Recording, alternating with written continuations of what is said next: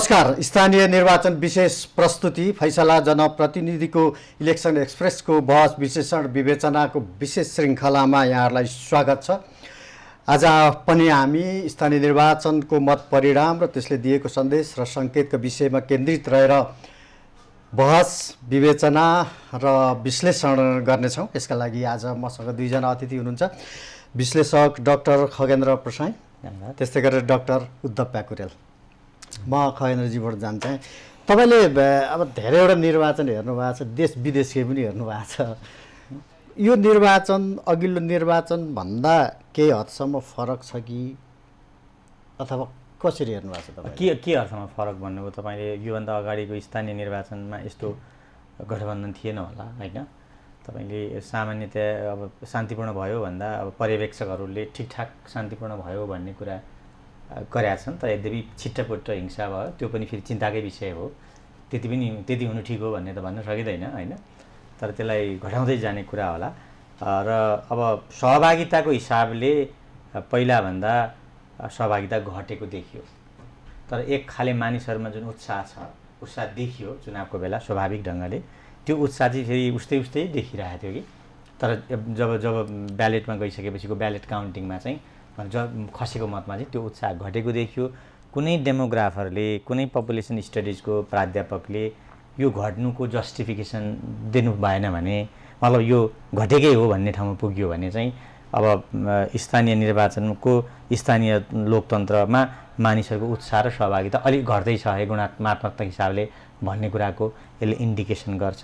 र अर्को एउटा मलाई यो निर्वाचनमा चाहिँ तपाईँले भन्नै पर्ने, सिरियसली भन्नुपर्ने एउटा लोकतान्त्रिक समाजको राष्ट्रको चिन्ताको हिसाबले के हो भन्दाखेरि हामीले मुद्दाका आधारमा, सिद्धान्तका आधारमा, कार्ययोजनाका आधारमा, भिजनका आधारमा चाहिँ पार्टीहरूको बिचमा छलफल हुने परम्परा चाहिँ लगभग देखिएन। र सामान्यतया दुःखद कुरा के भने मिडियाहरूले पनि त्यस्ता क्यान्डिडेटहरूलाई ल्याएर मुद्दाकै आधारमा बहस गराउने परम्परा पनि खासै सुरु भएको मैले चाहिँ अब्जर्भ गरिनँ। यद्यपि मैले त्यो नदेखेको पनि हुनसक्छु, कसैले चाहिँ मिडियाले गरे भन्ने काहीँ प्रमाण ल्याउनु भयो भने त्यो म त्यसलाई मानौँला। तर सामान्यतया समाजभित्रै हरेक ठाउँमा के भयो भने मुद्दा गौण भयो अनि व्यक्ति अथवा व्यक्तिका एकअर्काप्रतिका गाली गलौजहरू, आलोचनाहरू बढी चाहिँ होइन, पतासाफ गरिदिनेदेखि लिएर हामी चाहिँ जित्छौँ, हामी सुरवीर हौँ भन्ने टाइपका बढी कुरा हुने र हरेकले जित्ने कुराको मात्रै दाबी गर्ने भयो। त्यो चाहिँ लोकतान्त्रिक आचरण होइन। लोकतान्त्रिक आचरण चाहिँ मान्छेले, क्यान्डिडेटहरूले, तिनका पार्टी प्रतिनिधिहरूले चाहिँ खुल्ला बहस गरेर योजनाका कुरा गर्ने हो भने चाहिँ त्यसले लोकतन्त्रलाई कसो गर्छ भने तपाईँले कम्तीमा 15 दिन चुनावको बेला त्यो गर्नुभयो भने त्यसले लोकतन्त्रलाई अर्को पालि के गर्छ भने त्यो मुद्दामा बहस गर्ने मान्छेको ठाउँ बन्दछ क्या।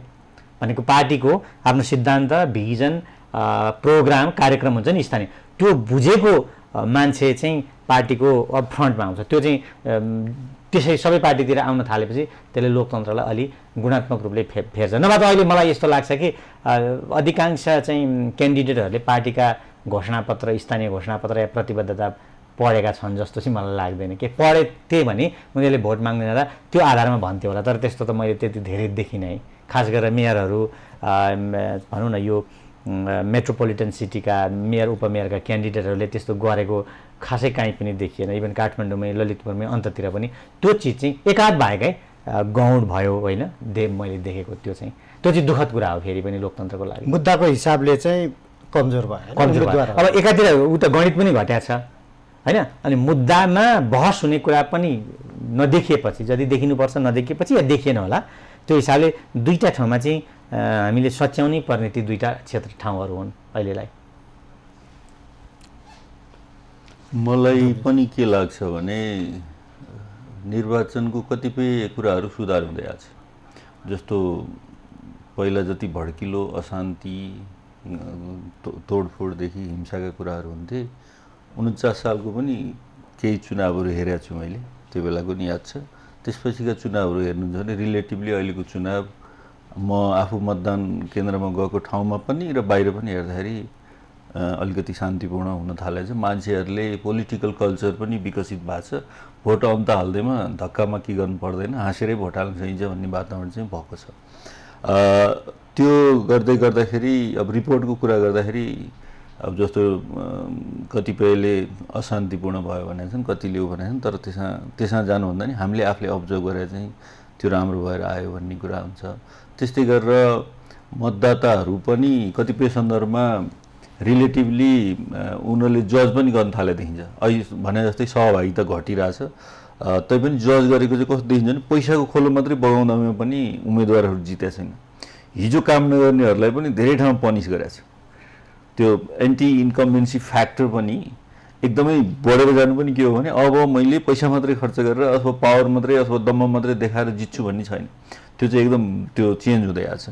र अब मुख्य कुरा चाहिँ दुईटा कुरामा चाहिँ हामीले सिकिरहेको छैन। एउटा निर्वाचन आयोगले सिकिरहेको छैन विगतका निर्वाचनलाई हेरेर। यसपालि यति कम्प्लिकेटेड बनाइदियो मतपत्रदेखि अरू कुराहरू कि हेर्नुहोस् त्यहाँ हरेक ठाउँमा उस्तै पर्ने हो भने त्यो टोलरेन्स पार्टीहरूको टोलरेन्स नहुने हो भनेदेखि मारामार काटाकाटको अवस्था आयो। एकातिर गठबन्धन छ, चुनाव चिन्ह जुन प्रकारले डिजाइन गरिएको छ त्यो चाहिँ एकदम डिजास्टर नै हो। अब निर्वाचन आयोगले के गर्न सक्नुपर्छ भन्दाखेरि जब स्थानीय सरकार भनेर तपाईँले जिम्मा दिइसक्नु भएको छ, संविधानले स्थानीय सरकार भनिरहेको छ भने त्यो स्थानीय तहलाई मतपत्र छाप्ने अधिकार दिनुपर्छ। यहाँ छापेर नुवाकोट जिल्लालाई अथवा कुन जिल्लालाई यो चाहिन्छ होला भनेर त्यो उम्मेदवारै नभएको त्यो बल्की मतपत्र बनाएर पठाउनुभन्दा त्यति मतपत्र छाप्न एउटा प्रिन्टर मेसिन किनेर त्यो गाउँपालिकाले छाप्न सक्छ भन्ने कुरा हुनसक्छ।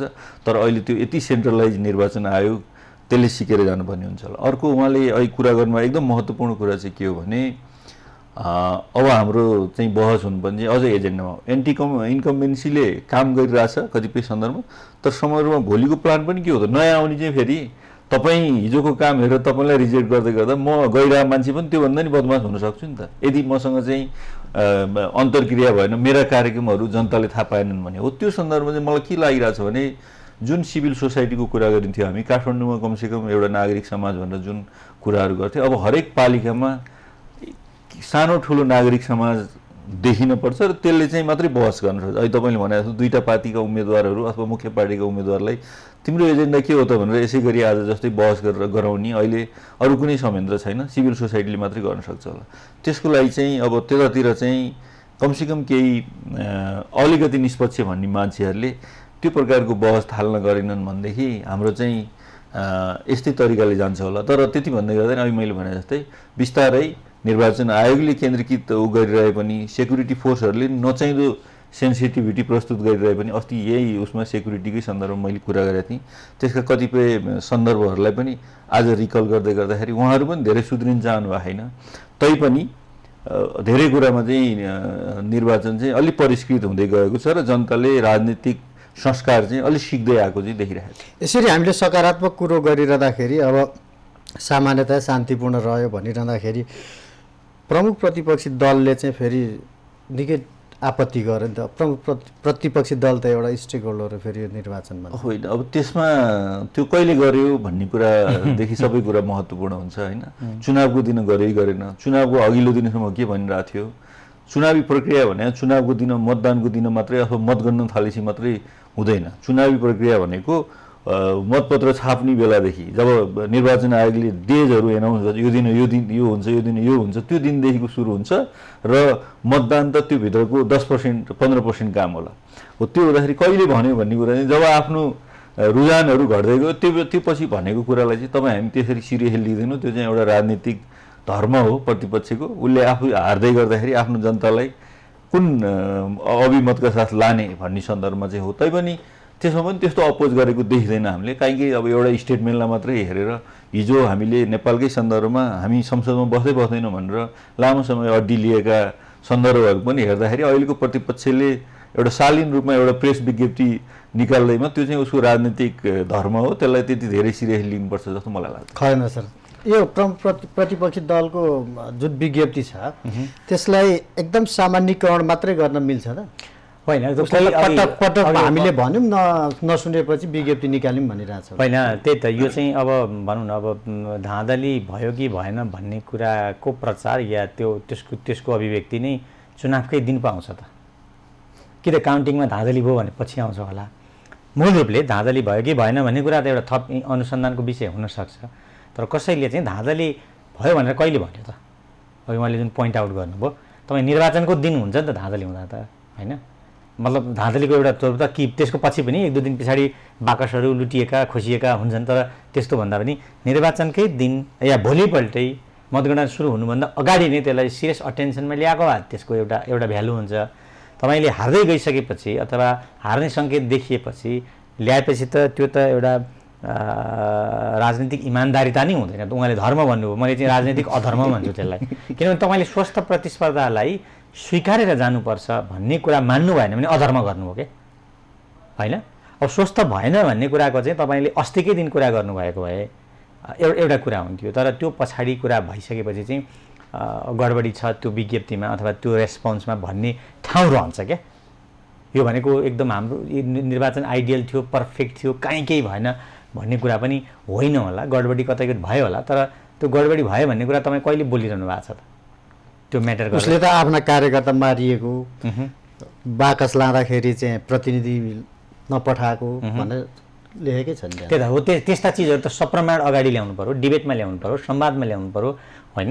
त्यो यद्यपि त्यस्तो भएको भने ल्याउनै पर्छ फेरि त्यो कुरा होइन। त्यो अब कहिले अब त्यस्तो भएको होइन बनाइएको भने फेरि त्यो अधर्म हो फेरि पनि। किन यदि भएको हो भने त्यसलाई अटेन्सनमा ल्याउनु पऱ्यो, निर्वाचन आयोगलाई चाहिँ खबरदारी गर्नु पऱ्यो, अदालत जानु पऱ्यो, त्यसको त छ नि हामीसँग। ठिक छ, अब प्रमाण मिडियामा आउनु पऱ्यो। अब हामीले प्रारम्भिक परिणाम भन्ने गरिरहेको थियौँ, अब भनेको चाहिँ धेरै नै 500 अब माध्यमिक भन्दा पनि अझ माथि पुगिसकेको छ, उच्च माध्यमिकतिर पुगिसकेको परिणामको बारेमा तपाईँको के छ? अनि परिणामको बारेमा यो धेरै अनपेक्षित परिणाम होइन। तपाईँले एकदमै फ्याक्ट बेस्ड भएर विश्लेषण गर्नुहुन्छ, पूर्वाग्रह पक्षधरता नराखी भने नेपाली काङ्ग्रेस पार्टी र नेकपा एमालेको योभन्दा अघिको पार्लियामेन्ट हाउस अफ रिप्रेजेन्टेटिभको निर्वाचनको तथ्याङ्क हेर्नुभयो भने लगभग बराबर छ। 50,000को मात्रै अन्तर हो। 38,000 हुन्छ होइन। अनि 38,000को मात्रै अन्तर हुँदाखेरि होइन, अथवा त्यो सानो अन्तर त कुनै पनि बेला के हुन्छ, उलटपुलट हुनसक्छ। र त्यति बेला एमाले माओवादी केन्द्रसँग कोएलिसन गरेको कारणले नेपाली काङ्ग्रेसको भन्दा मत बराबर हुँदाहुँदै पनि पार्लियामेन्टको गणित चाहिँ आधा डबल बनाएको, झनै डबल होला भनौँ न, तथ्याङ्क चेक गरौँला, झनै के हो डबल बनायो उसले होइन। त्यस्तो गणित नगरिदिएको भयो भने नेपाल काङ्ग्रेस र एमाले कम्पेरेबल नम्बर अफ सिट्स हुन्थ्यो, तुलना गर्न सकिने सिट सङ्ख्याहरू सहित आउँथ्यो होला होइन। त्यस कारणले अब ऊ कोएलिसनमा छ, ऊ अब सरकारमा छ। अस्ति एउटा एजेन्डा चाहिँ नेकपा एमाले अथवा ओली नेतृत्वको नेकपा एमाले संविधानमाथि प्रहार गरौँ भन्ने एजेन्डाका आधारमा ऊ कोएलिसन छ। 5वटा पार्टी त अफिसियल्ली छ, अरू पनि सानातिनासँग गरेको छ। त्यसो हुँदा नेपाली काङ्ग्रेसले अहिले जति ल्याइरहेको छ त्यो चाहिँ अपेक्षित नै हो।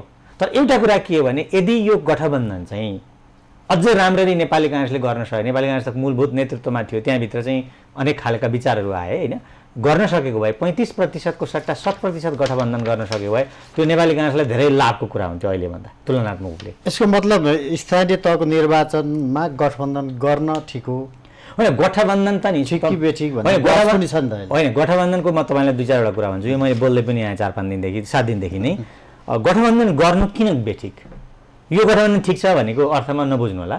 सैद्धान्तिक हिसाबले संसारका धेरै ठुल्ठुला देशका चुनावमा गठबन्धन हुन्छन्।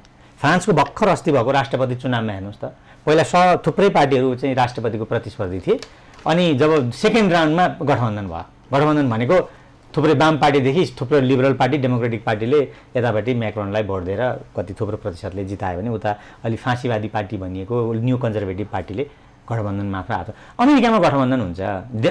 बर्नी स्यान्डर इन्डिपेन्डेन्ट चाहिँ सिनेटर हुन्, उनले डेमोक्रेटिक पार्टीसँग गठबन्धन गर्छन्। अस्ति बिहारमा गठबन्धन भयो, के अरे युपीमा चुनावमा गठबन्धन भयो। अनि तपाईँ सरकार गठबन्धनमा बनाउन सक्नुहुन्छ, संसदभित्र गठबन्धन बन्न सक्छ, प्रदेशमा गठबन्धन बन्न सक्छ होइन।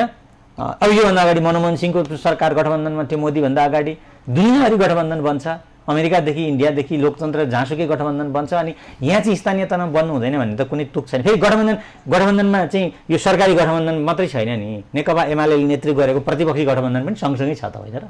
त्यहाँ त गठबन्धनभन्दा माथि गरेको छ क्या एमाले त, एउटा सिङ्गै पार्टीलाई आफूभित्र समाहित गरेर चुनाव चिन्है दिइरहेछ। त्यो चाहिँ के हो? त्यो गठबन्धनभन्दा माथि त हुँदैन र होइन? उसले गरेन होइन, मतलब के भने गठबन्धन किन गर्नु हुँदैन मैले बुझिनँ। एउटा खास एजेन्डामा, जस्तो उदाहरणको लागि अहिले नै पनि तपाईँ हेर्नुहुन्छ भने अहिलेको गठबन्धनको सैद्धान्तिक आधार हेर्नुहुन्छ भने नेपाली काङ्ग्रेसको घोषणापत्र स्थानीय प्रतिबद्धतामा अहिले नेकपा एमाले नेतृत्व के अरे ओलीले नेतृत्व गरेको नेकपा एमाले चाहिँ संविधानमाथि पटक पटक प्रहार गरेको हुनाले यो संविधानलाई ट्र्याकमा लाउने कुरा उसले धेरै पृष्ठहरूमा व्याख्या गरेको छ क्या। त्यो हो भने त उसले नेकपा एमाले विरुद्ध गठबन्धन गर्छ नि त। अनि नेकपा एमाले पनि अहिलेको गठबन्धन चाहिँ नेपालको प्रगतिको विकासको लोकतन्त्रको शत्रु नै हो भनेर घोषणा गरिदिएछ दस्तावेजमा हेर्नुहोस् ल, घोषणापत्रमा। अनि यसले पनि गठबन्धनको विरोध गरेको छ, यसले गठबन्धनको औचित्य माग गरेछ नेपाली काङ्ग्रेस स्वयंले होइन भने अब गठबन्धन किन गर्नु नहुने हो र? गर्न मिलिहाल्छ नि गठबन्धन त। स्थानीय तहमा चाहिँ गठबन्धन नगर्दा राम्रो भन्ने खालको के तर्क हो त्यसको? मैले कसैले बुझाइदिए सेवा दिने कुरा हो। अनि प्रदेश सेवा दिने ठाउँ होइन, केन्द्रीय सरकार कुनै सरकार बनाउनु पर्दैन, सरकार अल्पमतमा पर्दैन, एकचोटि बनेपछि अविश्वासको प्रस्ताव आउँदैन। सरकार त त्यहाँ अर्को तरिका अल्पमतमा पर्छ, किनभने मेयरले चाहिँ कामै नगर्ने गरी अल्पमतमा पर्ने खतरा हुन्छ। त्यहाँ बजेट पास गर्दैन भने मेयरले के गर्छ? त्यहाँ पनि छ नि त संसद, त गाउँसभा नगरसभा छ नि त, त्यो संसद हो नि, त्यसको बजेट त्यसले पास गर्नुपर्छ, नीति त्यसले पास गर्नुपर्छ। त्यहाँ पनि मेयरको नीति फेल गरिदियो भने के हुन्छ? 2-3 पल्ट त्यो मेयरले राजीनामा दिनु पर्ला या उसले सम्झौता गर्नुपर्छ, नीति फेर्नुपर्छ। त्यहाँ पनि छ डेमोक्रेसी, फुल फ्लेज डेमोक्रेसी छ के। त्यसैले त्यहाँ गठबन्धन गर्न नभए डेलिभरी दिने ठाउँ भनेको त प्रदेश सरकार पनि हो नि त। केन्द्रीय सरकार डेलिभरी दिने, जनतालाई डेलिभरी दिने ठाउँ होइन र। त्यसैले त्यो बेग्लै चिज त होइन नि त स्थानीय सरकार। तर कतिपयको भनाइ चाहिँ अब प्रि इलेक्सन र पोस्ट इलेक्सन भन्ने कुरा जुन आयो, पहिला चाहिँ तपाईँले गठबन्धन गर्ने होइन, पछि ठिक छ तपाईँ सरकार बनाउन सक्नु भएन भने त अरू दलहरूको सहयोग लिएर सरकार बनाउन चाहिँ सक्नुहुन्छ। तर पहिले चाहिँ गठबन्धन गरेर जानुभयो भने जनतालाई त अन्यल भयो। कसरी? आज कुन पार्टीको के कार्यक्रम भन्ने गठबन्धनका दलहरूको हेरेर यो कुरा चिज चाहिँ तपाईँले ठिक उठाउनु। जस्तो गठबन्धन अगाडि र पछाडि गर्नुहुन्छ कि हुँदैन भन्ने कुरै प्रश्नै छैन। गठबन्धनले प्रष्ट कार्यक्रम लान्छ कि लाँदैन भन्ने प्रश्न चाहिँ महत्त्वपूर्ण हो। तपाईँले जे उठाउनु भयो, हाम्रो गठबन्धनको कमन मिनिमम प्रोग्राम यो हो भन्ने कुरा चाहिँ भारतमै पनि अभ्यास भयो नि त होइन? अनि अब अन्ततिर पनि अभ्यास छ त होइन? त्यसै हाम्रो कमन मिनिमम प्रोग्राम यो हो भनेर गठबन्धन अगाडि लानु पर्थ्यो होला। गठबन्धन जाँदाखेरि त्यसले क्ल्यारिटी दिन्थ्यो के गर्छ त गठबन्धनले भनेर। किनभने गठबन्धन चुनावमा गइसकेपछि त्यो सरकार पनि गठबन्धनको भन्ने मान्नुपर्ने हुन्छ क्या, त्यो स्थानीय सरकार पनि गठबन्धनको भन्ने मान्नुपर्ने हुन्छ क्या। चुनावमा गठबन्धन गरेर गइसकेपछि त्यति राजनीतिक नैतिकता चाहिँ राख्नुपर्छ मान्छेले। अब तपाईँले यो चिजलाई चाहिँ कमन मिनिमम प्रोग्राम यो हो गठबन्धनको भनेर जानुभएको भए यो गठबन्धनको हिसाबले एउटा लोकतान्त्रिक संस्कृति हुन्थ्यो। त्यहाँनिर चाहिँ चुकेको होला गठबन्धन, मलाई लाग्छ। उद्धव सर होइन, अब त्यसमा एउटा कुरा तपाईँले आफैले भनेकै तर्कहरू हेर्ने हो भने सरकार बनाउनलाई गठबन्धन हुनुपर्छ। स्थानीय तहमा त्यो अहिले स्थानीय तहमा त एकैचोटि सरकार बन्ने हो नि त, त्यहाँ दोस्रो अर्को के इन्डाइरेक्ट इलेक्सन चाहिँदैन। यहाँ चाहिँ पार्लियामेन्टेरियनहरूले फेरि रिइलेक्ट गर्नुपर्छ। त्यहाँ त इलेक्टेड त्यो त्यहाँको प्राइम मिनिस्टर पनि प्लस सभामुख पनि एकै व्यक्तिलाई चाहिँ अहिले भर्खर चुन्ने हो नि त।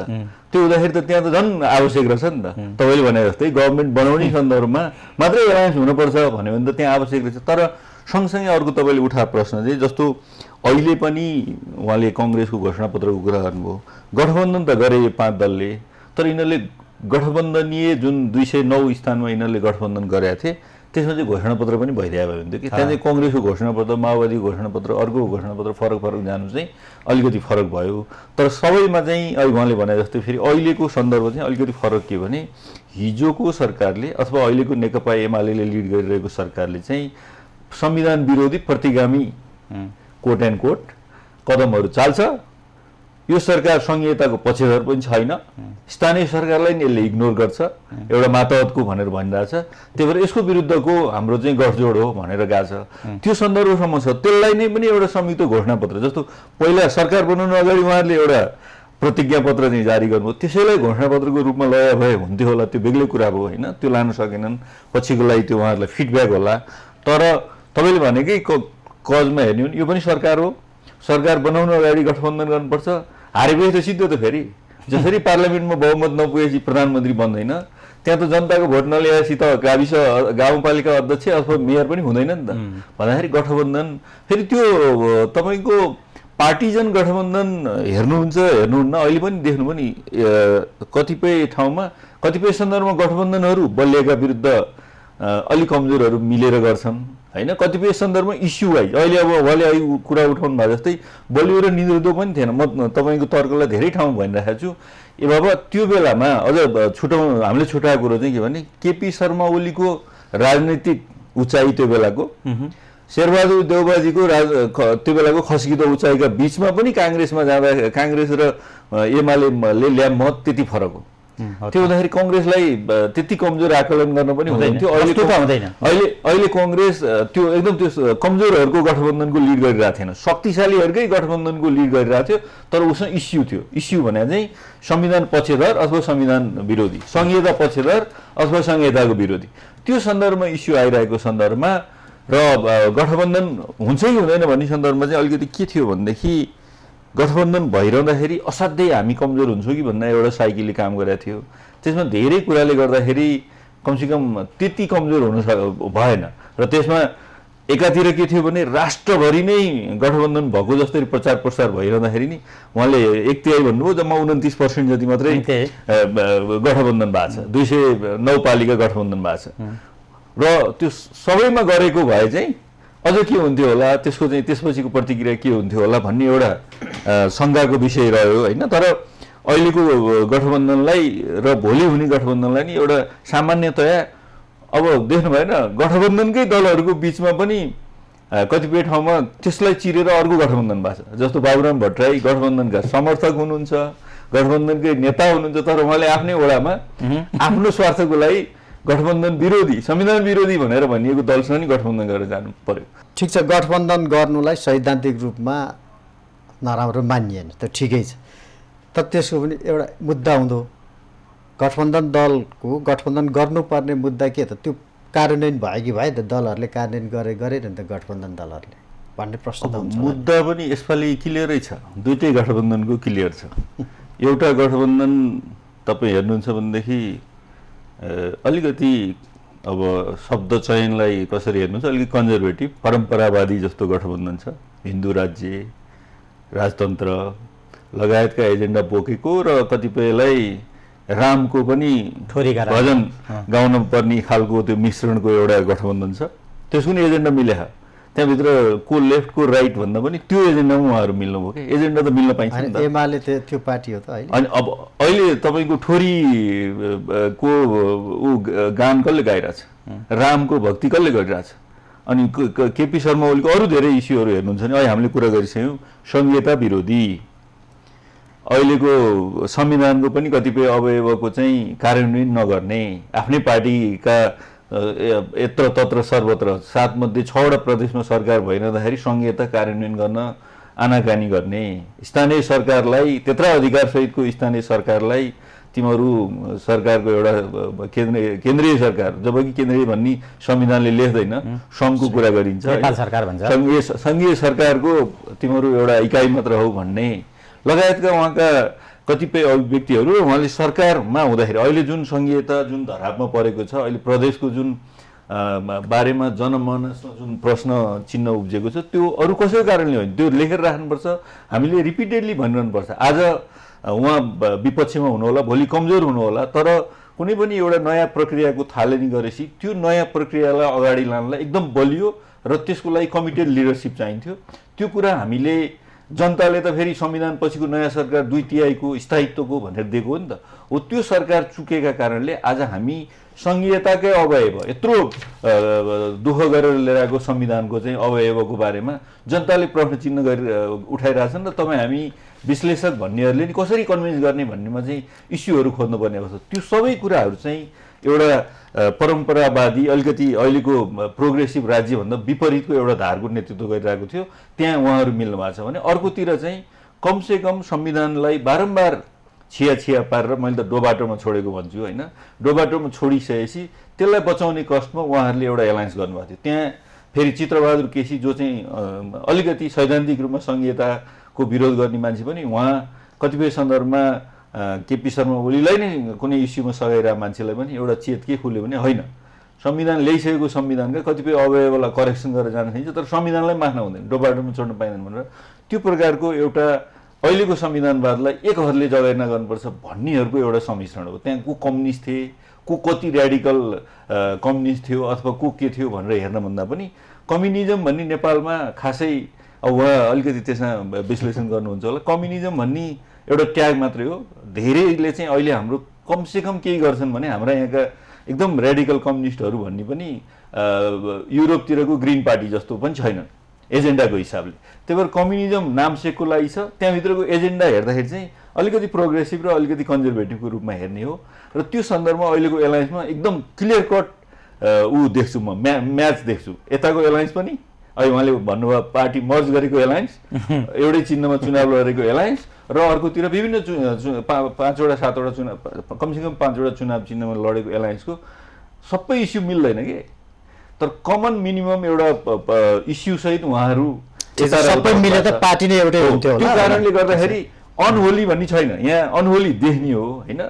अनहोली देख्नेहरूलाई पनि एउटा प्रश्न के हो भने हिजो माओवादी र नेकपा एमाले एकता गर्दै गर्दाखेरि अध्यक्ष नै बनाएको मान्छेलाई आज उहाँहरू के भन्दै हुनुहुन्छ, त्यो केले उ गर्दै हुनुहुन्छ। सबै कुरा रहेछन् त किन हिजो एलायन्स गरेको त, त्यसलाई चाहिँ होली एलायन्स भन्न मिल्ने होइन। आज त एउटा इस्युमा एलायन्स भएको छ भने त्यसलाई अनहोली, म दुइटैलाई अनहोली देख्दैन, म यताको उताको पनि देख्दैन। इस्यु मिलाएको छ तर त्यसमा अब गरेनन् भन्ने कुरा पनि तपाईँ हेर्नुहुन्छ भनेदेखि संविधानका धेरै अवयवहरूमा पछिल्लो सरकार आइसकेपछि धेरै एकाध जस्तो अब त्यो दल विभाजनको कुरामा अलिकति प्रश्न उठेको छ होइन।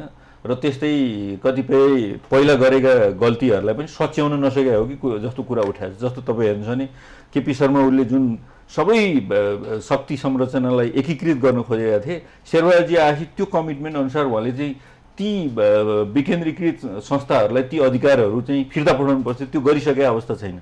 तैपनि फर्दर इन्क्रोचमेन्ट चाहिँ संविधानको सन्दर्भमा नभएको अवस्था हेर्दै गर्दाखेरि चाहिँ र अलिकति मान्छे पनि जनमानस पनि किन हो थाहा छैन, यो सरकार आइसकेपछि चाहिँ अब धेरै कतिपय ट्राई गर्यो भने नि हिजो त्यही सरकारले ट्राई गर्यो भनेदेखि जस्तो मिडिया सम्बन्धी अथवा अरू बिलहरू ल्याउँदाखेरि ल यसले त सबै सिद्ध्याउला, डेमोक्रेटिक स्पेस नै ऊ हुन थाल्यो, एकदमै कमजोर बनाउन थाल्यो भन्ने थियो। अहिले चाहिँ हुन लागेको छ भने नि क्रिटिसाइज गरेपछि फिर्ता ल्याइदिने अलिकति एकोमोडेटिभ भएको कारणले पनि होला त्यो सन्दर्भमा धेरै प्रश्नहरू पब्लिकबाट उठाएको थियो। त्यो हुँदाखेरि चाहिँ रिलेटिभली उसले गरेको कमिटमेन्टमा पनि यो सरकार चाहिँ कायम छ भन्ने लाग्छ मलाई चाहिँ। खैन सर, जस्तै यो गठबन्धनलाई जतिसुकै दुइटैलाई भनौँ न सैद्धान्तिक लेप लगाए भने सत्ता प्राप्तिकै लागि हो नि त गठबन्धन त होइन। अनि सत्ता प्राप्ति गर्ने कुरा यदि त्यो होइन भने यही सत्ता गठबन्धनकै कुरा गर्नुभयो, 5 दलभित्रकै कुरा गर्नुभयो भने पनि अब बाबुरामजी गएर गोर्खामा आफ्नै क्षेत्रमा गएर फेरि एमालेसँगै उहाँले त्यो प्रतिगमनकारी भनेकैसँग सम्झौता गरिरहनु भएको छ, निर्वाचनमा तालमेल गरिरहनु भएको छ। अर्कोतिर गएर माओवादी र एमाले बिचमा पनि तालमेल भइरहेछ भने चाहिँ यो गठबन्धन भनेको चाहिँ मूलत सत्ता प्राप्तिका लागि हो। यस्तो भयो कि यस्तो मूलत कस्तो हो भने कतिपयले यो गठबन्धनलाई अवसरवादको रूपमा पनि प्रयोग गरे तपाईँले जुन इक्जाम दिनुभयो। यदि तपाईँले अहिलेको गठबन्धन चाहिँ हिजो खड्गप्रसाद ओलीजीको सरकारले भत्काउँदै गरेको संविधानको रक्षा गर्ने सैद्धान्तिक धरातलमा बनेको हो भनेर मान्नुहुन्छ भने नेकपा एमालेसँग गठबन्धनको कुनै शक्तिले एलायन्स गर्ने कुरा अनैतिक हो, स्पष्ट भाषामा भने। यदि त्यो मान्नुहुन्न होइन त्यो सकियो त्यसको फेज आउट भयो भन्नुहुन्छ भने ठिक हो, फेरि होइन त्यो बेला त गइसक्यो, अब त संविधान ट्र्याकमा आइसक्यो, अब कसैले केही गर्न सक्दैन भन्ने तपाईँको विश्लेषण हो भने ठिकठाक हो फेरि होइन। तर त्यो विश्लेषणबाट त कोही पनि बाहिर गएको छैन होला गठबन्धनका पार्टीहरू। अब तपाईँले भने जस्तो गठबन्धन बढी चुनाव जित्ने प्रयोजनमा बढी केन्द्रित भएको कुरा सत्य हो होइन। तर चुनाव जित्नु हुँदैन भन्ने कुरा पनि फेरि जायज कुरा होइन। चुनाव चाहिँ किन जित्ने, सरकार किन जाने भन्ने प्रश्न जायज प्रश्न किन होइन भने अब निर्वाचनै केका लागि हुन्छ, लोकतन्त्रको विधि नै के हो भने यो विधिबाट तपाईँ राज्यमा जानुहोस्, राज्यको नेतृत्व गर्नुहोस् भने हो नि त लोकतन्त्रले होइन। त्यसमा चुनाव जित्छु भन्ने कुरा, चुनाव जित्ने आकाङ्क्षा राख्ने कुरा गलत होइन। तर प्रश्न के मात्रै हो भने तपाईँ चुनाव साझा कार्यक्रम बनाएर प्रष्ट बनाएर त्यो कुरा पब्लिकमा लगेर जित्न चाहनुहुन्थ्यो भने गठबन्धन राजनैतिक हिसाबले पनि नैतिक हिसाबले पनि झन् बलियो हुन्थ्यो होइन।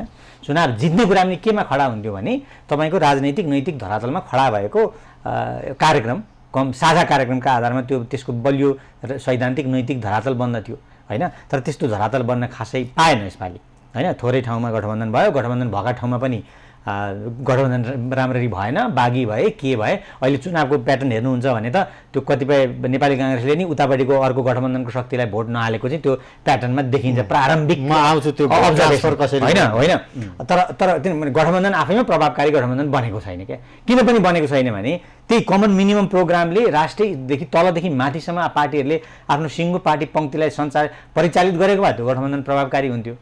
तर चुनाव जित्ने या हार्ने कुरामा बढी केन्द्रित भयो, के कारणले भयो मलाई थाहा छैन, बढी केन्द्रित हुने कुरा चाहिँ गलत थियो। त्यसको त्यो गठबन्धनको ठुलो कमजोरी थियो। ओके, अब गठबन्धन गरिरहँदाखेरि गठबन्धनभित्रकै दलहरू बिचको भोटको साटासाटको कुरा तपाईँले उकाउनु भयो। यो साटासाट चाहिँ भएन। अब मूलत चाहिँ अब एकदम देखिएको कुरा चाहिँ कङ्ग्रेस र माओवादी बिच, अब काहीँ अरू पनि त्यस्तो अपवाद चाहिँ छ, तर मूलत माओवादीको भोट कङ्ग्रेसमा नजाने, कङ्ग्रेसको भोट माओवादीमा नजाने, भोट ट्रान्सफरमा चाहिँ समस्या होइन। मैले 2-4 ठाउँ धेरै मैले एकदमै छोटो संक्षिप्त मात्रै त्यो हेर्न पाएको छु। चुनावको सम्पूर्ण परिणाम आएपछि त्यसमा दरो मत बनाउन सकिन्छ, तर काठमाडौँकै तपाईँले मत हेर्नुहुन्छ भने पनि र अरू ठाउँका चाहिँ मत हेर्नुहुन्छ भने पनि त्यो यता माओवादी केन्द्र लिएर एकीकृत समाजवादीले रुखलाई हालेको भोटकै तुलनामा एकीकृत समाजवादी या माओवादी केन्द्रले त्यही मात्राको भोट पाएको छैन क्या। 1-200 अन्तर स्वाभाविक हुन्थ्यो होला, तर त्यो निकै ठुलै अन्तर ग्यापहरू देखिन्छ।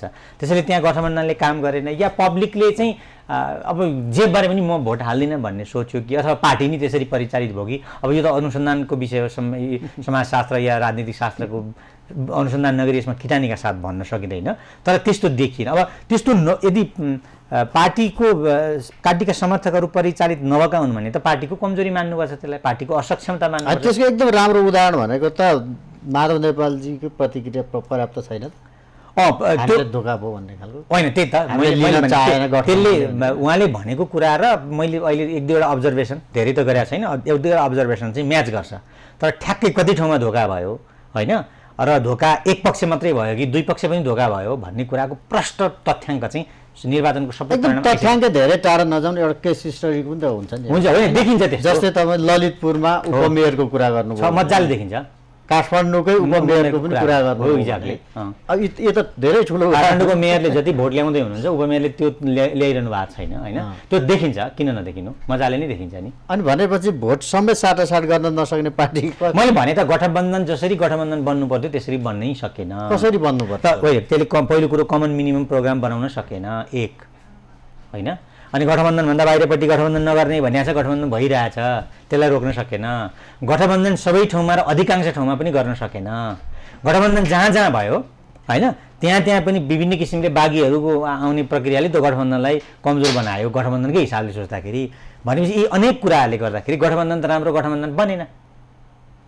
यो चाहिँ कच्चा गठबन्धन हो कि खास। म चाहिँ त्यसलाई अर्को तरिकाले हेर्छु। हेर्नुहोस्, अब तपाईँ हामी एउटा के परिकल्पना गरेर बहस गरिरहेको छौँ जस्तो लागिरहेको छ मलाई भने सबै मतदाता राजनीतिक दलका कार्यकर्ता हुन् जसरी विश्लेषण गरियो भने गलत हुन्छ। कार्यकर्ताले हालेनन् भन्ने त छ। त्यो त रिसर्च नगरी त भन्न सकेन नि। के होला मेरो विचारमा भने कार्यकर्ता भन्दा बढी आम जनताहरू छन् जसले चाहिँ आफूलाई मन परेको मान्छेलाई भोट हाल्छन्। जस्तो तपाईँको हेर्नुहुन्छ नि, मैले हेरिरहेको थिएँ कतिपय फेसबुकमै कमेन्ट, मेरो मत चाहिँ दुवै महिलालाई जानेछ भनेर काहीँ काहीँ लेखिरहेको देख्छु।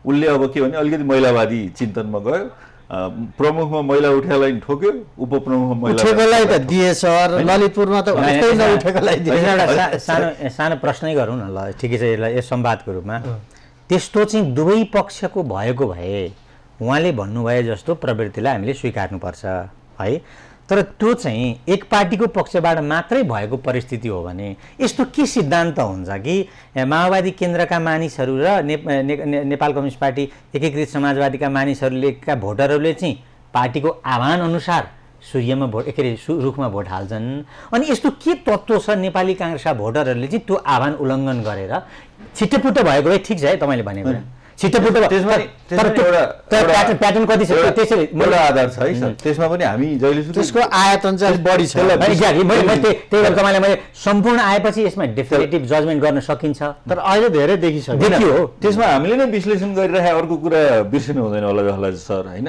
के हो भने कङ्ग्रेस मास बेस पार्टी हो र धेरै अलिकति एनार्किस्ट मत चाहिँ कङ्ग्रेसकैबाट जान्छ। जस्तो हिजो रञ्जु दर्शनलाई गएको भोट नि धेरै कङ्ग्रेसबाट गएको थियो, विवेकशीललाई गएको भोट नि धेरै कङ्ग्रेसबाट गएको थियो। मतलब कङ्ग्रेसको सिम्प्याथाइजरबाट जो अलिअलि क्याडर जस्तो नि हुन्छ। कङ्ग्रेसको एउटा ठुलो कङ्ग्रेसभित्रको एउटा ठुलो जमातले लबीले चाहिँ रुख बाहेक अन्त अरू चिन्हमा भोट हाल्दा हात काट्छौँ भन्ने अभियान पनि चलाएको थियो। त्यसैले त्यो मतदाताले मात्रै स्वतन्त्रताका साथ त्यसो गरे भन्न चाहिँ पाइएन। त्यो चाहिँ स्टडीकै विषय हो। र अर्को तपाईँले अहिले उठाइरहेको कुरा नि प्रोपोर्सनेटली नि हेरिदिनु पर्यो। अहिले तपाईँले भने जस्तै कङ्ग्रेस ठुलो पार्टी हुँदाखेरि उसको इम्प्याक्ट चाहिँ धेरै देखिने, अरूको सानो अलिक त्यो रिलेटिभली सानो हुँदा त्यसको ऊ पनि हुने होला। त्यसलाई तथ्यमा हेर्नुपर्छ। त्यो धेरै हामीले स्पेकुलेसन गर्ने पर्दैन कि। जस्तो तपाईँले मान्नुहोस् न, अहिले उठेका जम्मै हामीसँग मानौँ कि अहिले हाइपोथेटिकली हामीसँग सबै निर्वाचनको परिणाम छ भने दुवै पक्षबाट केही भएको, अलिकति बढी कङ्ग्रेसबाट भएको, अलिकति कम माओवादी केन्द्र या एकीकृत समाजवादीबाट भएको भन्ने हो भने ठिकठाक मान्नु पऱ्यो त्यसलाई, किनभने मान्छेले स्वतन्त्रताको प्रयोग गर्यो भन्नुहुन्छ। तर प्याटर्नकै रूपमा बढीभन्दा बढी चाहिँ अधिकांश ठुलो हिस्सा चाहिँ रुखवालाहरूले गरेको र चाहिँ एकदम कम मात्रै यताबाट भएको भन्ने चाहिँ त्यसमा एउटा चाहिँ सोच्ने ठाउँ चाहिँ हुन्छ। किनभने अघि उहाँले भन्नुभयो नेपाली कङ्ग्रेस स्वतन्त्रतावादी पनि होला, कतिपय चाहिँ तपाईँ पार्टी डिसिप्लिनको हिसाबले अराजकतावादी पनि भन्न सकिन्छ होइन, अनुशासन नमान्ने, पार्टीको निर्णय नमान्ने भन्ने अर्थमा पनि त हुन्छ नि त। त्यो बढी कङ्ग्रेसमा त्यो स्वतन्त्रताको सीमा हुन्छ होइन। र अर्को चाहिँ तपाईँको फेरि अर्को तरिकाले हेर्ने हो भनेदेखि पनि मलाई चाहिँ के लागिरहेको भनेदेखि जस्तो अब भोटिङकै सन्दर्भमा अहिले माधव कुमार नेपालको कुरा उठाउनु भयो। कतिपय चाहिँ अहिले हामीले भोलिको लागि कन्जम्सनको लागि भोलिको बार्गेनिङको लागि पनि कतिपय इस्युहरू उठाइरहेका छौँ जस्तो लागिरहेको छ। त्यसमै तपाईँको एउटै डेटा हेर्नुहुन्छ भने अहिले हामीले कुरा गऱ्यौँ 29% प्लसमा एलायन्स भएको छ। माधव कुमार नेपालले 209 मध्ये उहाँले पाएको सेयर जुनमा चाहिँ हाँसी हाँसी उहाँ आमसभामा प्रचार गर्न हिँडेको सेयर भने 18वटा गाउँ र नगरपालिका होइन। 18वटामा उहाँ अहिले 18 भन्दा बढीमा जितको नजिकमा हुनुहुन्छ भन्दाखेरि त्यो चाहिँ अब पब्लिकलाई र भोलि बार्गेनिङको लागि कतिपय कुराहरू गरिरहेको पनि हुन्छ। त्यही भएर अहिले जुन रुझानको आधारमा हामीले धेरै कुरा विश्लेषण गर्न खोज्दै गर्दाखेरि पनि अलिकति 2-3टा फरकहरूलाई चाहिँ डेफिनेटली हेर्नुपर्छ होला जसलाई चाहिँ अहिले मैले भने जस्तै मास बेस्ड भर्सेस क्याडर बेस्ड पार्टीहरूको संरचनाको कुरा एउटा कुरा भयो होइन। अनि प्रोपोर्सनेटली हेर्ने कुरा अर्को होला कतिपय सन्दर्भमा चाहिँ। अनि त्यसमा तपाईँको हेर्नुहुन्छ भने जस्तो काठमाडौँमै मेयरकै के हेर्नु त अब त्यसमा होइन, मेयरमै काठमाडौँमा छलफल चलाउँछु। स्थानीय निर्वाचन विशेष प्रस्तुति फैसला जनप्रतिनिधिको इलेक्सन एक्सप्रेसको बहस विश्लेषण र विवेचना अझै जारी छ, हामीसँगै रहनुहोला।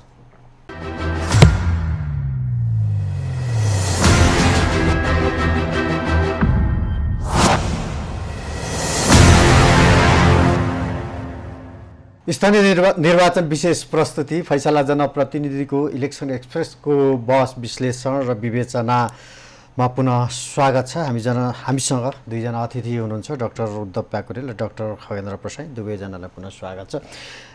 अब यो विषयको चाहिँ अन्तिम प्रश्न मेरो, अनि अर्को विषय जान्छु। गठबन्धनमा निर्वाचन परिणाम अघि नै हामीले भने उच्च माध्यमिकतिर पुग्दैछ नतिजा होइन, परिणाम आइरहेको छ। त्यो विश्लेषण गर्दाखेरि चाहिँ गठबन्धनभित्र कसले बढी कसलाई धोका दियो? होइन, धोकाको कुरा तपाईँले अघि अलिकति सन्दर्भ गऱ्यौँ होइन। अब त्यहाँनिर सबै हेर्नको लागि चाहिँ सबै निर्वाचन देखिनुपर्छ र नेपाली कङ्ग्रेसभित्र गठबन्धनमा जानु हुँदैन र गठबन्धनका लागि भोट हालिँदैन भन्ने केन्द्रदेखि तलसम्म एउटा अभियानै थियो, ठुलै अभियान थियो। सम्भवतः त्यही अभियानको केही हिस्साले चाहिँ गठबन्धनको स्पिरिटलाई, गठबन्धनको काङ्ग्रेसको औपचारिक घोषणालाई या निर्णयलाई मानेन होला त्यसको केही हिस्साले, किनभने निर्वाचनमा त 500ले मानेनन् भने पनि हजारको अन्तर हुन्छ नि। त्यसका कारण परिणाममा फरक आयो त देखिराखेको छ। परिणाम नै नपरे पनि कम्तीमा गठबन्धन एक ठाउँमा छ भन्ने कुरा चाहिँ अलिअलि खलबलिएको छ, किनभने जित्ने परिणाम नआए पनि यतापट्टि भएको भोट र यतापट्टि भएको भोटमा त्यत्रो ठुलो अन्तर हुँदैन थियो भन्ने मलाई लाग्छ क्या। त्यस कारण एउटा त्यो पाटो हो भने अब रिलेटिभ एडभान्टेजको कुरा गर्नुहुन्छ भने नेपाली काङ्ग्रेसलाई त निकै फाइदै भयो। अब नेपाली काङ्ग्रेसलाई फाइदा भयो भन्ने गणित चाहिँ कति बेला मात्रै प्रष्ट भन्न सकिन्छ भने टोटल खसेको मतमध्ये हरेक पार्टीको अब यो हिसाब गर्न पनि गाह्रो होला। स्थानीय निर्वाचनमा कुन पार्टीले कति भोट पायो भन्ने निकाल्नै गाह्रो हुन्छ होइन। त्यसको मेयरको भोट गर्ने हो कि होइन, अनि त्यसो गर्दा हारेको भोट कहाँनिर गर्ने हो, अथवा मेयरकै मात्रै भोट गनेर गइयो भने पनि अथवा मेयर र उपमेयरको एभरेज गरियो भने पनि नेपाली काङ्ग्रेसलाई मलाई लाग्छ रिलेटिभली फाइदा मजाले लियो जस्तो देखिन्छ प्रष्टैसँग त्यो गठबन्धनले देखियो र नेकपा माओवादी केन्द्रलाई पनि पहिलाको तुलनामा सिटहरू पहिलो स्थानीय निर्वाचनभन्दा बढी बढ्ने देखियो। यद्यपि अब उसको भोट बढेका कारणले त्यसो भयो कि या गठबन्धनले त्यसो भयो कि त्यसै अब एकीकृत समाजवादीको रिलेटिभली उसलाई अलिकति क्षति भयो जस्तो देखिन्छ, किनभने गठबन्धन अघि तपाईँले नि भनिसक्नुभयो कि गठबन्धन ठिकठाक भएन भन्दाखेरि तर अब नेकपा एमालेलाई चाहिँ यसले के गर्यो भन्दाखेरि ठुलो क्षति हुने दुर्घटनाबाट नेकपा एमाले बच्यो। यदि गठबन्धन प्रभावकारी भइदिएको भए नेकपा एमालेको स्थिति निकै कमजोर बनेको हुन्थ्यो अहिले। तर उसको अहिले सौभाग्य के हो भने गठबन्धन राम्ररी नबनेको हुनाले उसले चाहिँ अब दोस्रो ठुलो पार्टीको रूपमा देखिसकेको छ अहिलेसम्म। तर पपुलर भोट उसको घटेको छ कि बढेको छ भन्ने कुरा चाहिँ अब तथ्याङ्कबाट मात्रै हेर्नुपर्छ। तर मलाई लाग्छ पपुलर भोटमा पनि ऊ खस्केको अनुमान गर्न सकिन्छ, किनभने उसको पार्टी ऊ फुटेको थियो हैन। अनि यो हिसाबले त देखिन्छ र अब अहिले त कतै भिडियो अडियोहरू पनि आइसके कि नेकपा एमाले भित्रै अन्तर्घातहरू चाहिँ बगाएर छन् भन्ने आउँदाखेरि पपुलर भोट कसको कति आउँछ अहिले गणना थाहा छैन। तर नेपाली काङ्ग्रेसलाई चाहिँ रिलेटिभली फाइदा भएको नै मान्छु मैले चाहिँ। यद्यपि त्यो एकदमै अस्वाभाविक फाइदा भने चाहिँ होइन। फेरि मलाई चाहिँ के लाग्छ भनेदेखि गठबन्धनलाई धोका दिएर पनि कङ्ग्रेसले फाइदा लियो मलाई त्यस्तो लाग्दैन। अहिले कुरा गरियो नि, अहिले हामी एउटा केमा एग्री गऱ्यौँ भने एमालेको बराबर हैसियतमा भएको कङ्ग्रेस एमाले फुटेर दुई टुक्रा भएको अवस्था र हिजो एमालेको नेतृत्वले जनतासँग गरेको बाचा पुरा गर्न नसकेको अवस्थामा आज आएर मतदान हुँदाखेरि कङ्ग्रेसले जुन एउटा रुझान लिएर राखेको छ त्यसलाई त्यत्रो ठुलो फाइदा भनेर भन्दिनँ। सबैलाई फाइदा भएको छ भन्छु म चाहिँ। जस्तो तपाईँ हेर्नुहुन्छ भनेदेखि मेरो जिल्लामा 3वटा पालिकामा गठबन्धन भएको, 2टामा कङ्ग्रेसले लिएर एउटामा माओवादीले प्रमुख लिएर र सबैमा चाहिँ त्यो प्रकारले भोट तलमाथि अहिले उहाँले भने जस्तै देखिन्छ। जस्तो कतिपयमा उपमेयर कङ्ग्रेसले लिएमा चाहिँ 3500ले डिफरेन्स छ भने मेयरमा चाहिँ समाजवादी अथवा माओवादीमा छ भने 1000भन्दा तलकोमा देखिन्छ। त्यसलाई अब अहिले भने जस्तै रिलेटिभली मान्छेहरू अलिकति उ गरे होला, तर समग्रमा चाहिँ सबैलाई फाइदा भएको नै देखिरहेको छ। र अहिले उहाँले भन्नुभयो एउटा मार्मिक कुरो चाहिँ के छ भने त्यति गर्दै गर्दाखेरि पनि फाइदा यिनीहरूले जुन ढोली पिटियो गठबन्धनको नाममा, त्यो गठबन्धन चाहिँ यदि कङ्ग्रेसले अलिकति अपोजिसनमा चाहिँ कङ्ग्रेसै थियो त्यसलाई मान्नुपर्छ। त्यही भएर कङ्ग्रेसले यो कङ्ग्रेसको केन्द्रीय कार्य समितिले चाहिँ महानगर र उपमहानगर बाहेक डिक्टेट गर्नै सकेन कि गठबन्धनको लागि। अरू सबै जिल्ला लेभलमा भएको हुन्। मेरो जिल्लामा 3टा हुने निर्णय जिल्ला कमिटीले गर्यो, अर्कोमा कतिवटा हुने निर्णय अर्को जिल्ला कमिटीले गर्यो। त्यसरी चाहिँ अलिकति कङ्ग्रेस अलिकति डिक्टेटिभ हुनुभन्दा पनि अलिकति लोकल बडीलाई चाहिँ अपनत्व दिएर जान खोज्दाखेरि चाहिँ त्यस्ता छिटफुट घटनाहरू भए, जसले गर्दा चाहिँ समग्रमा अहिले ठुलो अवसर थियो उहाँहरू अझ मोटाउने, अझ फैलिने अवसर। त्यसलाई चाहिँ सबै पार्टीहरू मिलेर चाहिँ गर्न सक्नु भएन भन्ने लाग्छ। कतिपय सन्दर्भमा आफ्नैको बिचमा चाहिँ पनि गठबन्धनको बिचमा पनि त्यो सानो सेयर नमिलाउँदाखेरि ठुलो क्षतिहरू भएको घटनाहरू पनि देख्न पाइन्छ। त्यही भएर समग्रमा हेर्ने हो भनेदेखि अहिले उहाँले भने जस्तै ठुलो क्षतिबाट चाहिँ एमाले बच्यो, किनभने उसले एउटा रटान चाहिँ के लिएको थियो, उसले यो गठबन्धन जसरी नि तोडिन्छ यसको कुनै मर्म छैन भनेर जुन भाष्य क्रिएट गर्न सक्यो त्यसको कारणले पनि कतिपय कङ्ग्रेसहरू, कतिपय माओवादीहरू नै पनि गठबन्धनमा जानभन्दा एक्लै लड्न खोजे। त्यसको फाइदा चाहिँ कमसेकम उसले लियो भन्ने लाग्छ। रिलेटिभली अहिले उहाँले भन्नुभयो जस्तो अरू धेरै कुरा त पछि आउला। भोटको अहिले कुनै पनि हालतमा भोट मिल्दैन, किन भन्दा कमसेकम 209 मध्ये झन्डै 100 सिट त मेयरै लडाइ छैन कङ्ग्रेस। अब कसरी हेर्ने कि होइन। अब माओवादी पनि धेरै त्यो के अरे 114 सिटमा माओवादीको पनि छैन, अर्कोको पनि मेयर छैन। त्यो सन्दर्भमा अहिले नेसन वाइड भोट हेरेर कुरा गर्न रेसियो निकाल्न सकिँदैन। तर अब त्यही कन्स्टिट्युन्सी वाइज अथवा त्यो लोकल गभर्मेन्ट वाइज हेरेर स्टडी गर्नलाई अहिले उहाँले भने जस्तै एउटा ठुलो रिसोर्स गरेर चाहिँ स्टडी गरियो भने त्यहाँ देखेला। मलाई चाहिँ समग्रमा फाइदा लिन सकेन यो गठबन्धनले भन्ने लाग्छ। तर त्यहाँभित्र तर एमाले जतिको अब शक्तिलाई पनि अब सिद्ध्याउनै पर्ने त केही होइन होला सिद्ध्याउने भने होइन, सिद्धिने भने त के अरे प्रतिस्पर्धामा हराउनु त पाइन्छ होला नि।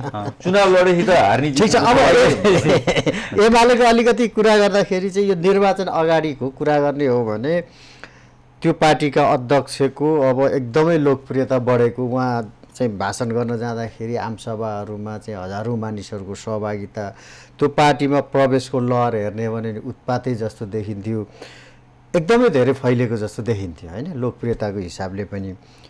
अनि सबैभन्दा धेरै अब 42% जितेको स्थानीय तह पनि भनेको ओल्ड थियो। तर यसलाई एकदमै अप्रत्याशित परिणाम मान्ने कि अथवा यति पहिलो पार्टी नै हुन्थ्यो भन्ने आकलन गरिरहेको बेलामा एमाले चाहिँ कसरी चुक्यो? अलिक महत्त्वपूर्ण ठाउँहरूमा नजित्ने भएकोले पनि यो कुरा आइरहेछ, सङ्ख्यामा त त्यति धेरै होइन। त्यही त अब त्यसमा स्वाभाविक हो नि। अहिले दुईटा कुरा गठबन्धन मात्रै कारण, अहिले दुईटा कुरा भनिसक्यो त, जुन डेलिभरी गर्नुपर्ने स्थानीय सरकारकै बारेमा के अरे एउटा स्थानीय सरकारबाट फाइदा लिइरहेको एउटा जनताले अथवा स्थानीय सरकार चलाइरहेको नेकपा एमालेकै वडा सदस्य भएको मान्छेले एमालेलाई किन भोट हाल्छ? जबकि ऊ चाहिँ एउटा इन्डिपेन्डेन्ट सरकार हुँ भनेर लोकल लेभलको इलेक्सन लड्न गएको छ। भोलिपल्ट प्रधानमन्त्रीले भनिदिनुहुन्छ कि यो त एउटा प्रशासनिक इकाइ मात्र हो, तिमीहरू फुर्ती नगर, अटोनोमी छैन है भनेर भनिदिनुहुन्छ। भने त्यो प्रकारको कुराहरू हेर्दै गर्दाखेरि किन भोट हाल्थ्यो र? अर्को कुरा, पार्टी फुटेको छ। पार्टी त्यत्रो एउटा माधव कुमार नेपालको नेतृत्वमा जसले चाहिँ 15 वर्ष पार्टी हाँक्नुभयो, सँगसँगै त्यहाँ एकदमै देखिएका नेताहरू चाहिँ पार्टीबाट बाहिर हुनुहुन्छ। केही अझ त्यहाँभित्रको क्रिटिकल नेताहरू चुनावी अभियानमा कहाँ पनि छैनन्। अहिले चुनावै हाँकेको हेर्नुहोस् न, कमसेकम अहिले हामीले कुरा गरेर जस्तै कङ्ग्रेसमा पक्षीय गठबन्धन पक्षीयहरू पनि त्यत्तिकै लागिरहेछन्। शेरबहादुर देउबाजी आफै कतिपय कन्स्टिट्युन्सीमा गएर चुनाव, त्यहाँ पनि शेरबहादुर देउबाजी मात्रै हिँड्नु भयो होइन, विपक्षीहरू पनि लागिरहेछन् नि त। एजेन्डाको हिसाबले उहाँहरू आफ्नो ठाउँमा गएर भाषण गरिरहनु भएको छ। गठबन्धनले गलत गर्यो भनेर नि ठाउँ ठाउँमा भाषण गरिरहेको। एमालेमा त्यो देखियो एउटा मोनोटोनस, एउटा मोनोलिथिक। किन गगन थापा, विश्वप्रकाश शर्माहरू महामन्त्रीहरू कुनै संयुक्त जनसभामा अथवा आफ्नोले प्रमुख नपाएको सभामा कहीँ पनि गएन नि? त्यो बेग्लै होला। तर जुन केन्द्रीकृत प्रकारको चुनावी शैली केपी शर्मा ओलीले लिनुभयो, त्यहाँ पनि रिभिजिट गर्नुपर्छ होला उहाँहरूले जस्तो लाग्छ कि। त्यहाँभित्र घनश्याम भुषालको, त्यहाँभित्र अरू विपक्षमा रहेका मान्छेहरूको आवाज पनि सँगसँगै गइदिएको भएदेखि तपाईँले अहिले भने जस्तै के अरे एमाले सिद्धिनुपर्छ होइन, लोकतन्त्रमा सिद्धिन कुनै पनि पार्टी सिद्धिन हुँदैन। तर त्यो सन्दर्भमै चुनाव भएको हो। कहिलेकाहीँ चुनावमा हारजित हुँदैमा सिद्धे भनेर कुनै पनि पार्टीहरू रहँदैन। त्यहाँमाथि नेकपा यो कम्युनिस्ट पार्टीको हेर्नुहुन्छ भने हामीले कतिपय भाष्यहरू बेला बेला बिर्सिरहेका हुन्छौँ। 64 पछि एमाले खोज्नुपर्ने बेला हो भनेर बहस हुन्थ्यो, तपाईँले सुन्नु भएको छ होइन? अनि 70मा आउनासाथ अब माओवादी खोज्नुपर्ने भयो भन्न थालेको थिए। अब अहिले फेरि अब माओवादीको जुन रुझान बढाएको छ, भोलि 74मा काङ्ग्रेस खोज्नुपर्ने त्यो प्रकार होइन। अझ धेरै चाहिँ कङ्ग्रेसको त भोटको हिसाबले तपाईँ अहिले नै भनिसक्नुभयो, कन्सिस्टेन्सी छ, सिटको आधारमा कतिपय सन्दर्भ होला होइन। तर मतकै आधारमा पनि एमाले र माओवादीको सन्दर्भमा त त्यो प्रकारको थियो। त्यो हुँदाखेरि एउटा चुनाव हार्दैमा कम्युनिस्ट पार्टी भोलि एजेन्डा आउँदाखेरि ऊ फेरि बढेर आउने रहेछ भने त माओवादी र एमालेको मैले ऐतिहासिक दृष्टान्तबाटै देखिसक्नु भएको। त्यही भएर कसैलाई सिद्ध्याउने भन्दा पनि लोकतान्त्रिक अभ्यास र अहिले लिएको संविधानको बाटो, संविधानले लिएको बाटोलाई अलिकति फराकिलो बनाएर जनताले चाहेको अनुसार बनाएर जाने सन्दर्भमा कतिपय दलहरूले गलत गरेका छन् भने उसलाई केही समयको लागि पनिस गर्छ। त्यो नै लोकतान्त्रिक विधि हो निर्वाचन नै। तपाईँ हामीले पनिस गर्न भन्दा नि देखिएको चाहिँ गठबन्धन पाउने गठबन्धन पाउने गठबन्धन, त्यसपछि पार्टी चाहिँ विभाजन, यो देखिएको कारण भयो होइन। एमालेको चाहिँ उसले नै पनि पराजय भएको स्वीकार गरिसकेको छ लगभग भन्ने भने, उसको विज्ञप्तिदेखि सबै हेर्ने हो भने त्यसको देखिएको कारण मैले अघि भने नि त्यो मात्रै हो कि अरू पनि कारण? अघि भनेको तपाईँ गठबन्धन मात्रै हो कि? गठबन्धन मात्रै, पार्टी विभाजन मात्रै। अघि तपाईँलाई मैले भने गठबन्धन त क्वार्टर गठबन्धन मात्रै हो होइन, चौथाइ मात्रै। त्यसले पनि उसलाई क्षति त राम्रै गर्यो होइन। अब अरूहरू हेर्नुहुन्छ भने अब एउटा तथ्याङ्क बिना ठ्याक्कै यसो भन्न सकिँदैन कि हिजोको भन्दा नेकपा एमालेको भोट एकदम इन्डिपेन्डेन्ट भएर भन्दा है कुनै पार्टीप्रति पूर्वाग्रह नराखी, किनभने तपाईँले मलाई विश्लेषण गर्नु ठिक छ, सिट सङ्ख्याको कुरा गर्नु, सिट सङ्ख्या यस्तो हुन्छ नि, सिट सङ्ख्याले मात्रै कुनै पार्टीको पपुलारिटीलाई बताउँदैन। अस्ति अघि मैले सुरुमै तपाईँलाई भनेको थिएँ, नेपाली काङ्ग्रेस चाहिँ एमाले बराबरको पार्टी थियो 2074मा, होइन? तर त्यहाँ गठबन्धनका कारणले नेपाली काङ्ग्रेस चाहिँ तलपट्टि परेको हो।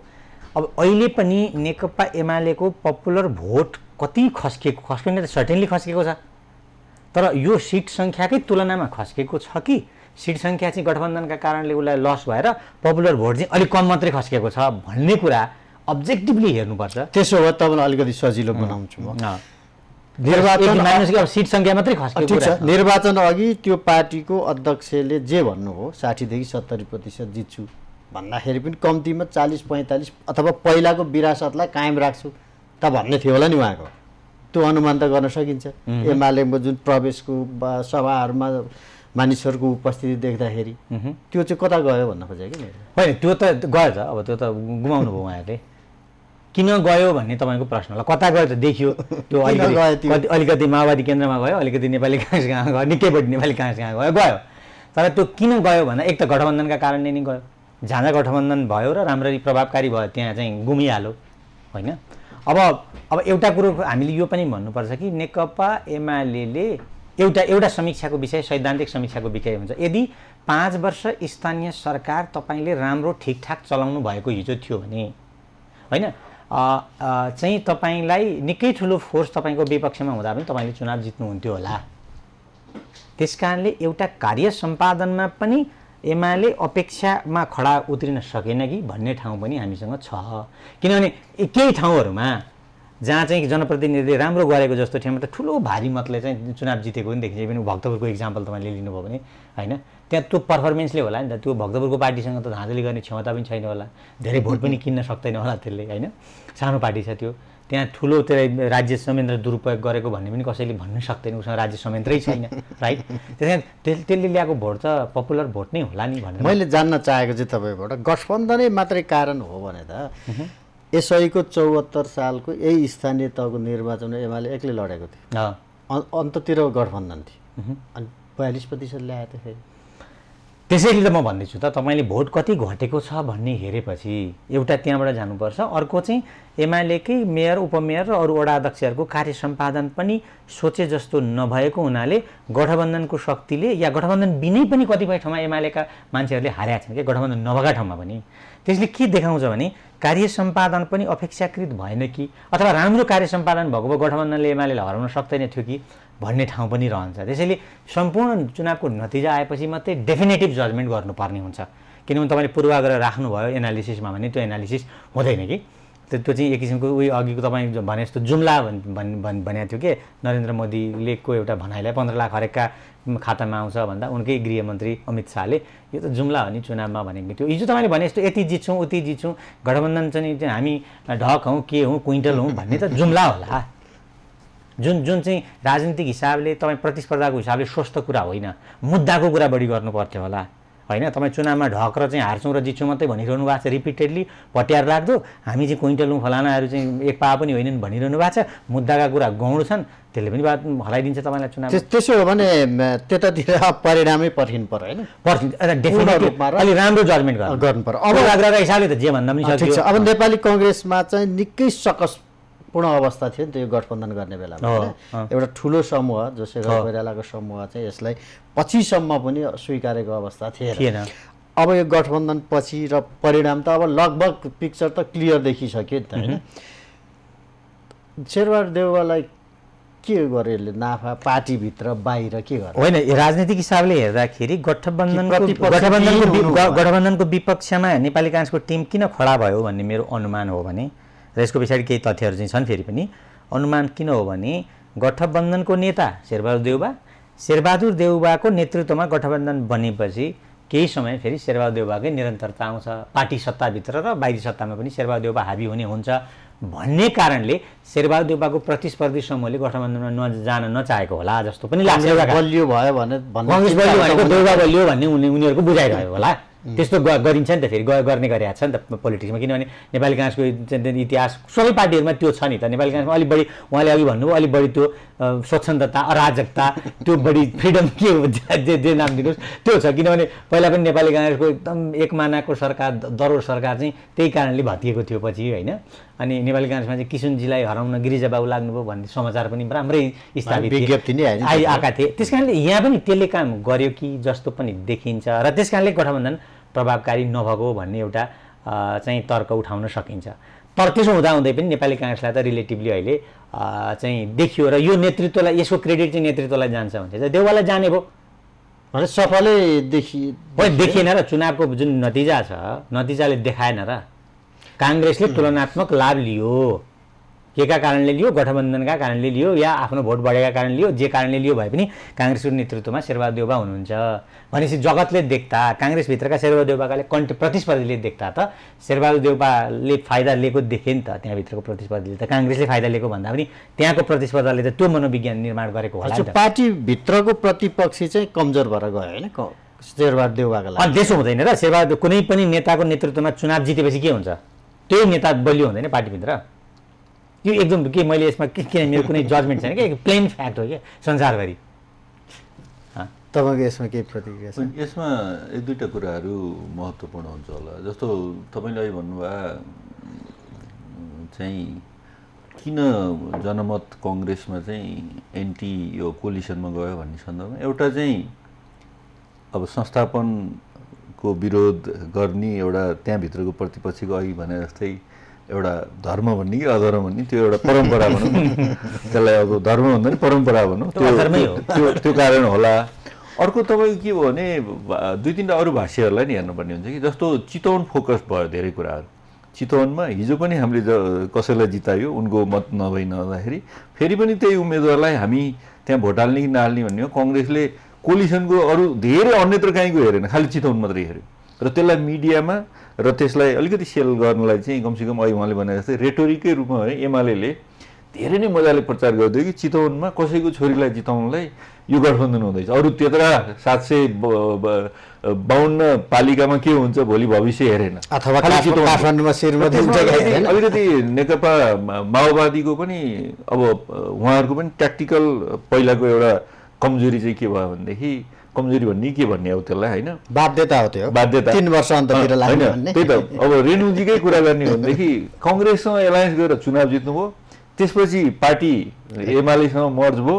मर्ज भएपछि उहाँले 3.5 वर्ष 4 वर्ष चाहिँ एमालेका सहकर्मीहरूसँग काम गर्नुभयो अनि कङ्ग्रेसलाई विपक्षी बनाएर अनि फेरि भोट माग्ने बेला त्यही आउँदाखेरि पनि कतिपय सन्दर्भमा होइन प्रचण्डलाई नै प्रश्नहरू गर्ने काङ्ग्रेसको चाहिँ त्यो भयो। त्यही भएर 752 भर्सेस एउटा कन्स्टिट्युन्सीलाई लिएर चाहिँ जुन एउटा भाष्यहरू क्रिएट गरे त्यो कारणले नि कङ्ग्रेसमा चाहिँ एकदम त्यो अफेन्सिभली नै गठबन्धनको विरोध गरे। अबको सन्दर्भ हेर्नुहुन्छ भनेदेखि त्यसमा चाहिँ एग्री किन गरिन्छ भनेदेखि चुनाव जितिसकेपछि कमसेकम एक कार्यकाललाई त्यो नेता असाध्यै बलियो हुँदो रहेछ भन्ने कुरा चाहिँ जस्तो योभन्दा अगाडि केपी शर्मा ओली आफैले सबै जितेका त होइन नि, त्यहाँ माधव नेपालको भोट थियो, भीम रावलको भोट थियो, अरू धेरैको थियो, प्रचण्डहरूले पनि एउटा त्यही कोलिसनको एउटा के अरे राम्रो म्यासेज लिएर गएर जिताउनु भएको थियो भनेदेखि त्यो अवस्थामा उनको नेतृत्वमा जित्या भन्दाखेरि कमसेकम 3.5 वर्षसम्म त कोही तै चुप मै चुप गरेर उहाँको नेतृत्वलाई स्वीकार गरे। अहिलेको चुनावसम्म नि अहिले मैले कुरा गरे जस्तै अर्को कोही एउटा विपक्षमा बोल्न अलिकति केही कतिपय त टिकटकै सन्दर्भमा हुनसक्छ, अरू एजेन्डाकै सन्दर्भमा हुनसक्छ होइन, चुनाव प्रचारको शैलीकै सन्दर्भमा हुन्छ जुन गालीका स्वरहरू अहिले उहाँले भने जस्तै खालि धार्नी र बिसौली अनि क्विन्टल र उसको कुरा पाउको कुरा मात्रै गर्ने कि भन्नेमा त्यो काहीँ नदेखिने सन्दर्भ हुँदो रहेछ। त्यही भएर चाहिँ यसपालिलाई अब हिजोभन्दा कम ल्यायो भनेदेखि शेरबहादुर देउबाप्रति क्वेसन आउँथ्यो भनेदेखि हिजोभन्दा बढेको र त्यो पनि सब्सटेन्समा बढेको सन्दर्भमा चाहिँ मलाई लाग्छ उनी अझ चाखलाग्दो त जसले गठबन्धनको विरोध गरे काङ्ग्रेसभित्र त्यहाँ पनि भागभण्डामा त टिकट पाए उनीहरूले पनि गठबन्धन नगरेको भए चाहिँ नजित्ने रहेछ भन्ने देखिँदैछ। त्यसले गर्दाखेरि सजिलो त्यो त्यही त बेनिफिट सबैले पाउँछन् तर अब त्यो चाहिँ बेनिफिट पाउँछ। त्यो चाहिँ अहिले कुरा गरेर जस्तै कङ्ग्रेसभित्र कमसेकम अपोजिसन भोइस पनि त्यसै गरी जानुपर्छ भन्ने एउटा सन्दर्भ लिएर जाँदाखेरि चाहिँ अहिलेको सन्दर्भ ऊ आयो होला। तर त्यसमा मेरो चाहिँ अहिले नै देखेको कुरा चाहिँ एउटा ब्रोडर रूपमा पार्टीले सोच्नुपर्ने कुनै अर्को पार्टीले क्रिएट गर्दै भाष्यमा जानुभन्दा नि समग्रमा हामी कुन कुन उसमा काङ्ग्रेसलाई एउटा अर्को राम्रो पनि अहिले उहाँले भने जस्तो बेनिफिट काङ्ग्रेसलाई मात्र होइन कोलिसनको बेनिफिट चाहिँ अर्को के हुँदो रहेछ भनेदेखि कङ्ग्रेस एक्लै चुनाव लडाइ भए अथवा माओवादी एक्लै चुनाव लडाइ भए धेरै ठाउँमा मेयर र उपमेयर जित्थ्यो होला कि तर आज उसमा गएर लड्दाखेरि चाहिँ मेयर जिते एक ठाउँमा मेयर छ भने अर्को ठाउँमा उपमेयर पनि छ नि त्यो जुन अहिले हामी पालिकाको प्रमुखको आधारमा सिटहरू हेरिरहेछौँ नि त्योभन्दा अझ अगाडि पुगेको छ कि कमसेकम उपमेयर कङ्ग्रेसको त अरू 100 जति ठाउँमा गएको त कोलिसनको कारणले त्यो हुँदाखेरि पनि भोलि कमसेकम सेकेन्ड लिडरसिप र अहिलेको उपमेयरलाई संविधानले दिएको अधिकारहरू यदि कङ्ग्रेसले ती उपमेयरहरूलाई चाहिँ ट्रेन गरेर अगाडि बढ्ने हो भने चाहिँ नेतृत्वमा भोलि जमेर जान सक्ने अवस्था चाहिँ छ त्यो हुँदाखेरि समग्रमा हेर्दाखेरि पार्टीहरूलाई अहिलेको कोलिसनले आफ्नो पकेटमा मात्रै लड्दा मेयर र उपमेयर जित्थ्यो होलान् कम जित्थ्यो होलान् अहिले अर्को भोटको कारणले उपमेयर अन्यत्र पनि जितेको कुरालाई पनि लिएर प्लस लिएर मैले जान्न चाहेको चाहिँ केपी ओली जतिको चतुर राजनीतिक खेलाडीलाई गठबन्धन गयो भने मेरो पार्टीले निर्वाचन हार्छ भन्ने ज्ञान पनि थिएन होला र भन्ने सुरुमा थियो नेकपा एमाले अलिअलि डराएकै थियो गठबन्धन साँच्चै बन्यो भने चाहिँ हाम्रो लागि धेरै परिस्थिति हुन्छ भनेर त्यो मनोविज्ञान भत्काउन नसकेकै हो नसकेको हो त्यो थियो नि त्यो अभ्यास थिएन र त्यति हिसाब किताब कसो एकदम लाटाले पनि गर्छ नि तपाईँको 5वटा यथा पार्टीहरू चाहिँ कहिलेकाहीँ गठबन्धन भए पनि आफ्नो जुन लोकप्रियता बढेर गएको छ गठबन्धन त्यसको लागि तपाईँसँग साधारण लोकप्रियता बढ्नुपर्छ त्यस्तो त थिएन कचमच लोकप्रिय नै कहाँ चुनाव अगाडि लोकप्रियता नाप्ने कुनै छडी छ र ठिक छ अब काठमाडौँको चुनाव चाहिँ अलिकति चाखलाग्दो छ अन्त पनि छ अझ कतिपयले चाहिँ धेरै स्वतन्त्र उठ्दैनछन् र मात्रै पार्टीहरू आए नभए चाहिँ स्वतन्त्रले बढी लाने रहेछ भन्ने जस्तो एउटा भाष्य पनि क्रिएट अहिले भएको छ जस्तै अब काठमाडौँको कुरा त एउटा चर्चित छँदै नै छ धनगढीमा लगभग स्वतन्त्रले जित्ने निश्चित छ जनकपुरमा धरानमा 3टा उपमहानगरपालिका एउटा महानगरपालिका यो भनेको सन्देशको हिसाबले त निकै ठुलो सन्देश होला नि त यसको के छ तपाईँहरूको यो ठुलै त होइन होला तपाईँले कतिवटा स्थानीय निकाय छन् र त्यसमा कति चाहिँ स्वतन्त्रले जितेका छन् र त्यो स्वतन्त्र पनि सेलेक्टिभली कसले जितेका छन् भनेर हेर्नुहुन्छ भने त्यो स्वतन्त्रलाई समर्थन गर्ने हिसाबको प्याटर्न त कहीँ पनि देखिँदैन एकाध ठाउँमा जहाँ चाहिँ केही रिसोर्सेसहरू प्रयोग भए प्रचारबाजी प्रयोग भयो हरेक हिसाबले जे प्रयोग भए त्यो हिसाबले स्वतन्त्रहरू अलिकति अगाडि आएको अवस्था हो तर त्यसले चाहिँ पार्टी अनि 4जना स्वतन्त्रले अगाडि आएको कुरालाई चाहिँ तपाईँले पार्टीप्रतिको अनास्था या चुनौती या बेग्लै ट्रेन्डको रूपमा बुझ्ने कसैले अनि यति धेरै ठाउँहरूमा पार्टीले जितेको कुरालाई चाहिँ अनि पहिला के यो स्वतन्त्र आउने कुरा पहिलो घटना हो सुरुवाती भारतको इलेक्सनमा चुनावमा स्वतन्त्र उम्मेदवार आउँदैनन् अमेरिकामा आउँदैनन् बर्नी स्यान्डरले त्यत्रो समाजवादको अभियान जुन चलाए ऊ एक्लो मान्छे उनको पार्टी नै छैन स्वतन्त्र उम्मेदवार हुन् कि उनी एक्लो एउटा पार्टी नै छैन उनको उनले डेमोक्रेटिक पार्टीसँग त अस्ति कोही गठबन्धन गरेको अनि यो त कतै दुर्गम ठाउँमा वडा अध्यक्ष जितेको कुरा होइन नि त जस्तै केजरीवालले नयाँ दिल्लीमा जित्दाखेरि पनि त त्यसको सन्देश त तर आम आदमी पार्टी पनि त राष्ट्रिय रूपले वर्चस्व भएको पार्टी त अहिले पनि बनिएको छैन त्यहाँ त एउटै पार्टी अथवा एउटै कोएलिसन त्यहाँ पनि पार्टी बिजेपी मात्रै छैन है कोएलिसन छ त्यहाँ पनि होइन त्यो चुनाव अगाडि पनि थियो पछाडि पनि भएको फेरि चुनावको अगाडि चाहिँ कोएलिसन हुँदैन भन्ने होइन हुन्छ होइन अस्ति मैले पनि फ्रान्सको राष्ट्रपतिको चाहिँ निर्वाचनमा त्यो चाहिँ कोएलिसन भयो त्यस कारणले तपाईँले एउटा दुईटा चाहिँ स्वतन्त्र उम्मेदवारहरूको लिडलाई अथवा उनको भिक्ट्रीलाई चाहिँ यत्रो ठुलो चाहिँ यो दलीय व्यवस्थाप्रतिकै यहाँ अनेक किसिमका थ्योरी ल्याउँछन् एउटा थ्योरी ल्याएका थिए कि 2-4जनाले 2टा पार्टी चाहियो भन्ने थ्योरी थियो क्या अहिले त्यो अटर ननसेन्समा प्रमाणित भयो कि नेपालमा 2टा पार्टी मात्रै रहन्छ भन्ने व्याख्या गर्दै केही व्याख्याताहरू हिँडेका थिए त्यो त अहिले पनि छ नि त्यो त अटर ननसेन्स प्रमाणित भएन तपाईँ सङ्घीय राजधानीमा स्वतन्त्र व्यक्तिले को जुन अब यद्यपि परिणाम आउनु त बाँकी छ थुप्रै भोट गर्न बाँकी छ तर जे सन्देश दिइरहेछ त्यसको के अर्थै हुँदैन त अर्थ मैले बुझेको छैन त्यत्रो डिपर दलीय व्यवस्थालाई नै प्रभावित गर्ने अर्थ हुँदैन भन्ने मैले बुझेको हो क्या दलप्रति नै चुनौती हुन्छ दलकै विरुद्धमा चाहिँ आउँछ अर्को दल बनाएर आउँदा आउनसक्छ तर एउटा इन्डिपेन्डेन्ट क्यान्डिडेटले या 5वटा इन्डिपेन्डेन्ट क्यान्डिडेटले जित्ने कुराले के अर्थमा भन्नुभएको तपाईँ अर्थ हुन्छ तर दललाई नै चुनौती दिन्छ दलीय व्यवस्थालाई नै त्यसले सिध्याउँछ दलीय व्यवस्था सिध्यो निर्दलमा जान्छ भन्ने हिजो प्रचार थियो नि गठबन्धन गर्यो भने निर्दल हो भन्ने एउटा प्रचार थियो नि हिजो स्थानीय तहमा त्यसपछि मलाई त्यो तार्किक हिसाबले अघि मैले यस्तो शब्द म त्यति धेरै प्रयोग गर्दिनँ। कहिलेकाहीँ कुनै तथ्य तर्क नभई मान्छेले त्यत्तिकै दाबी गर्छन् के, मलाई त्यति तार्किक कुरा काठमाडौँमा आएको बालेन शाहको होइन, मैले बुझेँ त्यति धेरै छैन। ठिक छ, स्वतन्त्र मान्छे आएका छन् होइन, तपाईँले सोचेको भन्दा अनेक हिसाब, तर त्यसको इम्प्लिकेसन कति गहिरो छ, कति दूरगामी छ भन्ने प्रश्न होइन तपाईँको। त्यो हिसाबले त्यत्रो धेरै दूरगामी इम्प्लिकेसन मैले देख्दिनँ। अहिले नै अब सतै नै मानौँ त यसलाई होइन, सतै पनि होइन, अब स्वतन्त्रहरू आए अपवाद मानौँ त। अहिलेको हिसाबले त अपवादै ल अपवादै हो भने के कारणले भयो त यो अहिले के काङ्ग्रेस होइन, अब यसको चाहिँ काठमाडौँमा चाहिँ वित्तीय संरचना यस्तो गरौँ, अब यसलाई यस्तो गरौँ न, यो विश्लेषण आज गर्न सकिँदैन। यो खास यो फलाना ठाउँमा फलाना उम्मेदवारले किन जित्यो भन्ने कुरा चाहिँ पछि धेरै तथ्यहरू सार्वजनिक भएपछि खुल्दै जान्छन् होइन। धरानमा किन जित्यो, इन्टरीमा अथवा अर्को ठाउँमा किन जित्यो, अर्को काठमाडौँमा किन जित्दैछ होइन, यो चिजहरू चाहिँ बिस्तारै अरू तथ्यहरू एक ठाउँमा नराखिकन हामीले विश्लेषण गर्न सकिँदैन। त्यसो गर्दा हामी पूर्वाग्रही भइहाल्छौँ कि त त्यो स्वतन्त्र उम्मेदवारप्रति भन्छौँ। अहिलेको प्रारम्भिक मानिन्छ मसँग अहिले तपाईँलाई म यति बताउँ कि मसँग अहिले यो स्वतन्त्र उम्मेदवारहरूले किन यो पर्फर्मेन्स गरे भन्नका लागि मसँग पर्याप्त चाहिँ तथ्य सूचनाहरू छैनन्। म यत्तिकै बहकिएर के भन्न सक्दिनँ भने पार्टीहरू विरुद्धको यो भोट हो भन्ने निष्कर्षमा चाहिँ म जम्प गर्न अलि सक्दिनँ। प्रारम्भिक परिणामले पनि होइन, पार्टीहरू विरुद्धको हो भन्ने होइन, जित्छन् होला स्वतन्त्रले, मैले बुझेँ काठमाडौँमा जित्ला नर्तिर जित्ला, तर यो चाहिँ पार्टी विरुद्धको भोट हो भन्ने त्यो ठुलो त्यत्रो स्ट्रङ क्लेम छ नि, पार्टी विरुद्धको भोट हो भन्ने क्लेममा चाहिँ म पुग्दिनँ। किनभने त्यही काठमाडौँमा उपमेयरको भोट पनि हाराहारीमै छ क्या स्वतन्त्र उम्मेदवारकै।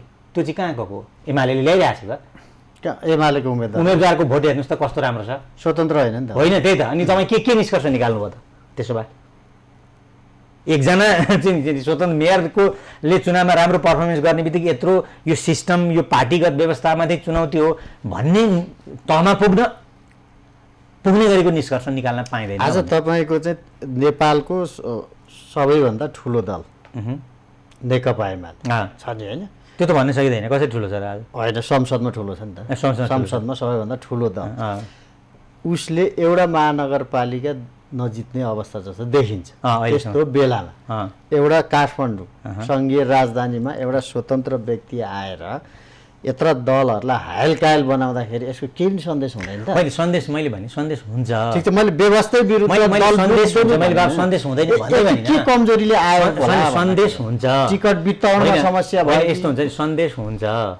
तर धेरै अहिले केही मैले ट्विटरमा अथवा फेसबुकमा मान्छेको स्ट्याटस के कसैका लेखहरू हेर्दाखेरि चाहिँ त्यो लेभलको सन्देश चाहिँ हुँदैन। यो चाहिँ म मान्छु, फेरि यसमा चाहिँ म अडिक छु। तर तपाईँले अघि भने दुईवटा प्रश्न एकैचोटि गोल्नुभयो क्या तपाईँले। सन्देश हुन्छ तर कति डिपर कति परसम्म हुन्छ, कति ठुलो सन्देश हुन्छ भन्ने एउटा चिज छ। कति ठुलो राइट होइन, अहिलेकै हिसाबले अहिले स्वतन्त्रहरूले जितेको कुराले दलप्रति नै चुनौती खडा हुने गरेको सन्देश चाहिँ हुँदैन सुरुवात। अब यी स्वतन्त्रहरूको पर्फर्मेन्स राम्रो भयो भने म तपाईँलाई यो बताउँछु, यिनीहरूको पर्फर्मेन्स चाहिँ देखिने गरी दलको भन्दा राम्रो भयो भने, कतिपय ठाउँमा दलकै पर्फर्मेन्स पनि राम्रो छ, जो पार्टी क्रस कट गर्छ। विभिन्न पार्टीका चाहिँ मेयरहरूको पर्फर्मेन्स फरक ठाउँमा फरक छ, कहीँ काङ्ग्रेसका मेयरको राम्रो छ, कहीँ चाहिँ अहिले भन्नु न तपाईँ ललितपुरमै चाहिँ काङ्ग्रेसका मेयरको पर्फर्मेन्स राम्रो छ भन्ने कुरा चाहिँ धेरै मान्छेले विश्लेषण गर्दा रहेछन्, मलाई त थाहा थिएन। अनि अहिले चाहिँ चुनावको उनको नतिजाले पनि त्यस्तो देखियो, थाहा छैन मलाई, यो फेरि यो डिबेटको कुरा होइन, तर देखिने कुरा कतिपय ठाउँमा एमालेकै पर्फर्मेन्स राम्रो होला, कतिपय ठाउँमा अर्काको माओवादी एकता अर्को स्वतन्त्रको पनि होला, पर्फर्मेन्स फरक ठाउँमा क्रस कट गर्छ क्या त्यसलाई पार्टीलाई, होइन पार्टीकै हिसाबले पर्फर्मेन्स तपाईँ नाप्न सक्नुहुन्न। किनभने त्यस कारणले म दललाई नै चुनौती भयो भन्ने तहमा पुग्ने गरेको स्वतन्त्रहरूको जितलाई म त्यति धेरै मान्दिनँ, कति अहिले प्रचारबाजी गरिन्छ जस्तो।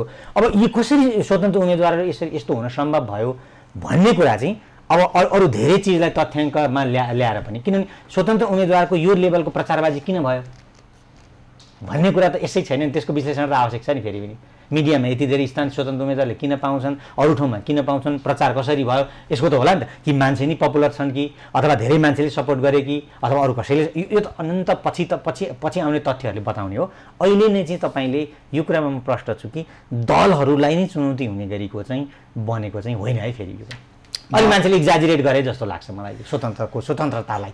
अहिले चाहिँ स्वतन्त्र उम्मेदवार अब बागी उम्मेदवारको अलिक बढी जगजगी भन्ने जस्तो देखिन्छ, त्यस्तो ठुलो त होइन, तर मैले भनेको सन्देशको हिसाबले अलिक महत्त्वपूर्ण ठाउँहरूमा छ। अब यसबाट दलहरूले केही पाठै सिक्न पर्दैन त? यो दलप्रतिको अविश्वास हो भन्ने त पुरै मैले हो भन्ने कुरा त पूर्ण रूपमा त यो सत्य छैन, तर अलिअलि यसलाई सन्देशको रूपमा लिनु पर्दैन दलहरूले? होइन, दुई तिनवटा कुराहरू के हुन्छ भने जहिलेसुकै अहिले तपाईँले मुख्य ठाउँहरू भन्नुभएको छ नि, अलिकति परिवर्तनको सुरुवात हुने चाहिँ सहरहरूबाटै हो। किन भन्दा सहरमा मिडियासँगको एक्सेस, उम्मेदवारको मतदातासँगको एक्सेस सबै कारणले चाहिँ सहिलो हुने कारणले गर्दाखेरि, जस्तो भारतकै उदाहरण लिनुहुन्छ भने आम आदमीले दिल्लीबाट सुरु गरे जस्तै काठमाडौँमा त्यो रुझान हिजो पनि थियो। मैले त अलि एउटा उसमा रन्जु दर्शनकै पनि उदाहरण दिएर त्यसको निरन्तरता पनि भनेको थिएँ होइन। निरन्तरता इन द सेन्स उनले पनि हिजो त्यही प्रकारले एउटा काठमाडौँलाई चाहिँ नयाँ सोचबाट सोच्नुपर्ने बाध्यता बनाए नि। एउटा अन्डर ग्रेजुएट गर्दै गरे, बिए पढ्दै गरे नानीले त्यत्रो भोट ल्याउँदाखेरि काठमाडौँ फेर चकित नै भएको थियो होइन।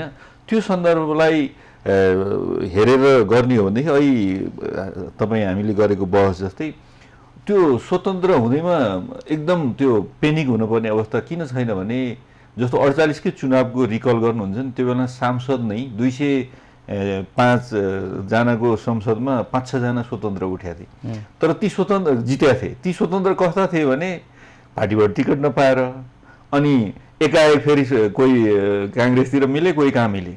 र अहिलेकै सन्दर्भमा पनि काठमाडौँको मेयरको बाहेक अरू सबै जति पनि स्वतन्त्र जस्तो देखिया छन् उहाँहरू किन हिजोसम्म पार्टीमा भएका, कतिपय त आजसम्म नि पार्टीले कारबाही गर्न नगरिसकेका, टिकट नपाएर अनि म स्वतन्त्र हुँ भने मान्छेलाई अब स्वतन्त्रहरूको माहौल आएछ भन्नु चाहिँ गलत हुन्छ भन्ने हाम्रो विश्लेषण होला। त्यसैमा चाहिँ एग्री गर्न सकिन्छ।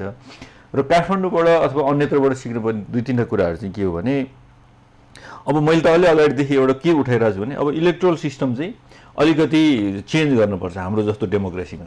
किन भन्दा जस्तो कतिपय सन्दर्भमा अहिलेका नेताहरूले भनेको आधारमा आखिर जनताले भोट दिनुपर्ने, तर नेताले उसको खल्तीबाट दिएको मान्छेलाई चाहिँ भोट दिन कतिपयले राजी गर्दा रहन्छन् भन्ने एउटा ठुलो सन्देश हुनसक्छ होला। त्यसको लागि चाहिँ मैले अलि अगाडि हामीले एउटा संयुक्त आर्टिकलमा लेखेका थियौँ, फिनल्यान्डमा एउटा सिस्टम छ कि प्यारालली दुईतिर चुनाव हुन्छ, पार्टीभित्र ऊ कति पपुलर छ र त्यही पपुलारिटीको आधारमा फेरि जनतासँग पनि पपुलारिटी, अनि त्यसको प्रोपोर्सनेट उसमा रिजल्टमा गएर चाहिँ डिक्लेयर गर्ने चलनहरू छन्। त्यस्ता कतिपय धेरै अल्टरनेटिभमा सोच्न सकिन्छ। कसैले फलो गरेर सिस्टम पनि होइन, त्यसलाई एक्सर्साइज गर्दै जाँदाखेरि यसरी नै बहसबाट नयाँ सिस्टम पनि ल्याउन सकिन्छ होला। त्यसो गर्दाखेरि दलीय व्यवस्था र हाम्रो लोकतन्त्रलाई सम्वर्धन गर्न सकिन्छ कि त्यतातिर नि सोच्ने बेला हुन्छ होला भनेदेखि। अर्को चाहिँ मैले काठमाडौँबाट सिकेको थिएँ, अन्यत्रबाट त धेरै सिक्नु छैन। किन भन्दा अहिले मैले भनिहालेँ पार्टीकै उम्मेदवार हुन्, भोलि पार्टीमै फर्किन्छन्। अहिले खल्तीबाट टिकट उहाँहरूमा नआएको कारणले उहाँले फेरि मसँग जनमत छ, तिमीले भने किन टेर्छु, म फ्लोर टेस्ट गर्छु भनेर एउटा पब्लिकमा जानुभएको छ होला। अब काठमाडौँको चाहिँ के लागिरहेछ मलाई भनेदेखि दलहरूको फेलियर चाहिँ कहाँनिर देखियो भने, हिजो रन्जु दर्शन चाहिँ पार्टीकै क्याडरको रूपमा आउनुभएको थियो, उहाँले चाहिँ एउटा युवाहरूको मत लिएर अगाडि बढ्नु हो भन्ने थियो भने आज चाहिँ जुन स्वतन्त्र हुने चाहिँ अहिलेसम्म पार्टीमा नदेखिया मान्छे यसरी जनतासँग पेनिट्रेट भइसक्नु भएछ कि होइन। तपाईँ म त पछि छक परेँ, चुनावको दिन घर फर्केर आउँदाखेरि त कलाकारहरूले नि उनको पक्षमा उनलाई नै बोलाएर भोट मागिसकेर चाहिँ पहिले त्यो हामीले नि याद गरेका थिएनौँ भनेदेखि दलहरूको त आफ्नो हुन्छ नि त एउटा संयन्त्र। ल है यहाँनिर यसरी भयो। अब इभन कस्तोसम्म आयो पछि भनेदेखि अहिले एमालेको उम्मेदवार कहीँ गएर चाहिँ बुवा भनेर चाहिँ नमस्ते गरेर भोट मागिसकेर छ। उसलाई जसले उम्मेदवार हुने उनलाई थाहा छैन, तर ऊ चाहिँ उनको घरसम्म भोट माग्नु पुगिसकेर छ भनेदेखि यो ल्याप्सेस, दलहरूको ल्याप्सेसलाई चाहिँ अब दलहरू तिमीहरूको प्रतिद्वन्दी चाहिँ सधैँ अर्को के अरे प्रतिद्वन्दी दल मात्रै होइन कि कुनै व्यक्तिले पनि तिमीहरूलाई हल्लाइदिन सक्छ भन्ने एउटा सन्देश चाहिँ पार्टीहरूको लागि भयो होला होइन। कसरी बेलैदेखि तयार गरेर एउटा जाँदाखेरि चाहिँ उम्मेदवार बलियो हुँदो रहेछ भन्ने कुरा चाहिँ देखिन्छ। त्यो बाहेकको अरू धेरै लोकतन्त्र मैले जान्न चाहेको त्यो एउटा पाटो होला। टिकट वितरणको कुरा पनि त होला नि अहिले देखिएका मानिसहरू अब 2-4 वर्षमा अलि 8-10वटै पार्टीमा हिँडिसकेको, आफ्नै पार्टीको उम्मेदवार विरुद्धमा चाहिँ भागिदिएको, मन्त्री भइसकेको, पहिला पनि मेयर भइसक्यो, यस्तो मान्छे जो एकदमै चिनिसकेको मान्छे सबैले, त्यसपछिका अभिव्यक्तिहरूको त कुरा नगरौँ, त्यो मान्छेलाई पनि टिकट दिनुपर्ने यत्रो दलले। अब कुनै बेलामा अब सिधासिधी भन्दा सबैले देखेकै कुरा हो कि सिधासिधी भन्दाखेरि चाहिँ महाधिवेशन पार्टी सभापति कसैलाई जिताइदिन्छु भनेर त्यो बेलामा बार्गेनिङ गरेर अहिले चाहिँ आफ्नो श्रीमतीलाई चाहिँ टिकट दिने भनेर भन्दैन नि त मान्छेले। त्यसको असन्तुष्टि चाहिँ होइन त? त्यसको असन्तुष्टि पनि त्यति के अरे उनी आफै त्यो प्रकारले परिचालित भएर त्यो सामाजिक सञ्जालहरू प्रयोग गरेर ती कलाकारदेखि अलिकति समाजका स्वीकार्य अथवा समाजलाई परिचालित गर्न सक्ने व्यक्तिहरूमा चुनाव अगाडि नै अरूको टिकट फिक्स नहुँदै नपुगेको भए तपाईँको यावत उसका बावजुद पनि हामी चाहिँ कतिपय सन्दर्भमा नेपालीहरूको भनाइ छ नि, जान चाहिँ गएर मेनु चाहिँ हेर्छ, 5 पेजको मेनु पल्टाउँछ सर र हेरेपछि अनि मोमो अथवा चाउमिन अर्डर गर्छ भने जस्तै त्यही स्थिति हुन्थ्यो हेर्नु। तर यहाँ काठमाडौँको चाहिँ मलाई लाग्छ उहाँको समूहले जुन तयारीका साथ पहिला नै मतदातामा पुग्यो त्यसैको असर हो अहिले, अरू धेरै कुराहरू होइन। त्यसमा युवा भए, अलिकति बोल्न जान्ने एजेन्डाको हिसाबले नि अब दलहरूले त्यस्तै दिएको भए हुन्थ्यो नि त नि। होइन अहिले त्यसको लागि त लामो तयारी चाहिन्थ्यो नि त। चुनावको 4 दिन अगाडि अहिले तपाईँले भने जस्तै को उम्मेदवार यता बन्छ र त्यसको काउन्टरमा को दिन सकिन्छ भनेर त्यो ट्याक्टिकल रूपमा जसरी दुईटा प्रमुख दलहरू यहाँ सबभन्दा ठुला भनेकोहरू बसे अन्तिम चरणसम्म, र त्यसमा पनि सबभन्दा कतिपय सन्दर्भमा पछिल्लो चरणमा अनपपुलर फिगरहरूलाई जसरी प्रस्तुत गरे तपाईँले भनेकै अनुसार पनि त्यो पनि र उहाँहरूको तयारी, त्यो यसलाई मात्रै चाहिँ कारण मान्न चाहिँ म चाहिँ अहिले सक्छु। जस्तो खैन सर, मैले जान्न चाहेको चाहिँ जनताले अथवा मतदाता भनौँ, जनता भन्दा पनि मतदातालाई अलि हेप्ने काम अथवा नेताहरूको परिवारवाद, नेताहरूको स्वेच्छाचारिता अथवा जो दिए पनि हाम्रैलाई भोट दिनुपर्छ भन्ने बाध्यकारी बनाउने र मतदातालाई हेप्ने काम जुन दलहरूले गरे त्यसको प्रतिवाद मतदाताले गरे भनेर निष्कर्ष निष्कर्षै त ननिकालौँ। त्यो केही प्रतिशत थियो कि बा थाहा छैन, त्यो केही प्रतिशत होला। तर यो अहिले तपाईँले जुन स्वतन्त्रहरूको जुन राइज भयो भन्ने जसरी व्याख्या गरिरहनु भएको छ, त्यसको सबै सिङ्गोपाङ्गो अलि राम्रो विश्लेषण गर्न चाहिँ अरू थुप्रै तथ्यहरू बाहिर आउनुपर्छ। सायद आउँछन् होला केही समयमा, ती कसरी विकसित भए, होइन त्यो कसरी त्यो सञ्जाल निर्माण गरियो, यी सारा कुरा चाहिँ केही तथ्य आएपछि मात्रै विश्लेषण गर्नु। सरसर्ती भन्दाखेरि चाहिँ फेरि सरसर्ती विश्लेषण हुन्छ क्या, सत्तरी हुन्छ। अनि त्यो एउटा राजनीतिक पार्टीले यता केही नगरी 70% भोट जित्छु भने जस्तो हुन्छ। तपाईँले हामीसँग त्यो खोजे होइन होला नि त। कारण विश्लेषणले जब तथ्य टेकेन भने त्यो विश्लेषण हुँदैन कि, गफ हुन्छ, हावादारी गफ हुन्छ कि। पूर्ण परिणाम आएपछि मात्रै अलि डेफिनेटिभ जजमेन्ट, अरू थप तथ्यहरू पनि खुल्दै जालान्, अरू थप केही चिजहरू पनि बाहिर आउलान् पब्लिकमा। अनि यस हिसाबले मात्रै काठमाडौँमा किन यस्तो रुझान आयो भन्ने कुरा तपाईँ बताउन सक्नुहुन्छ, होइन।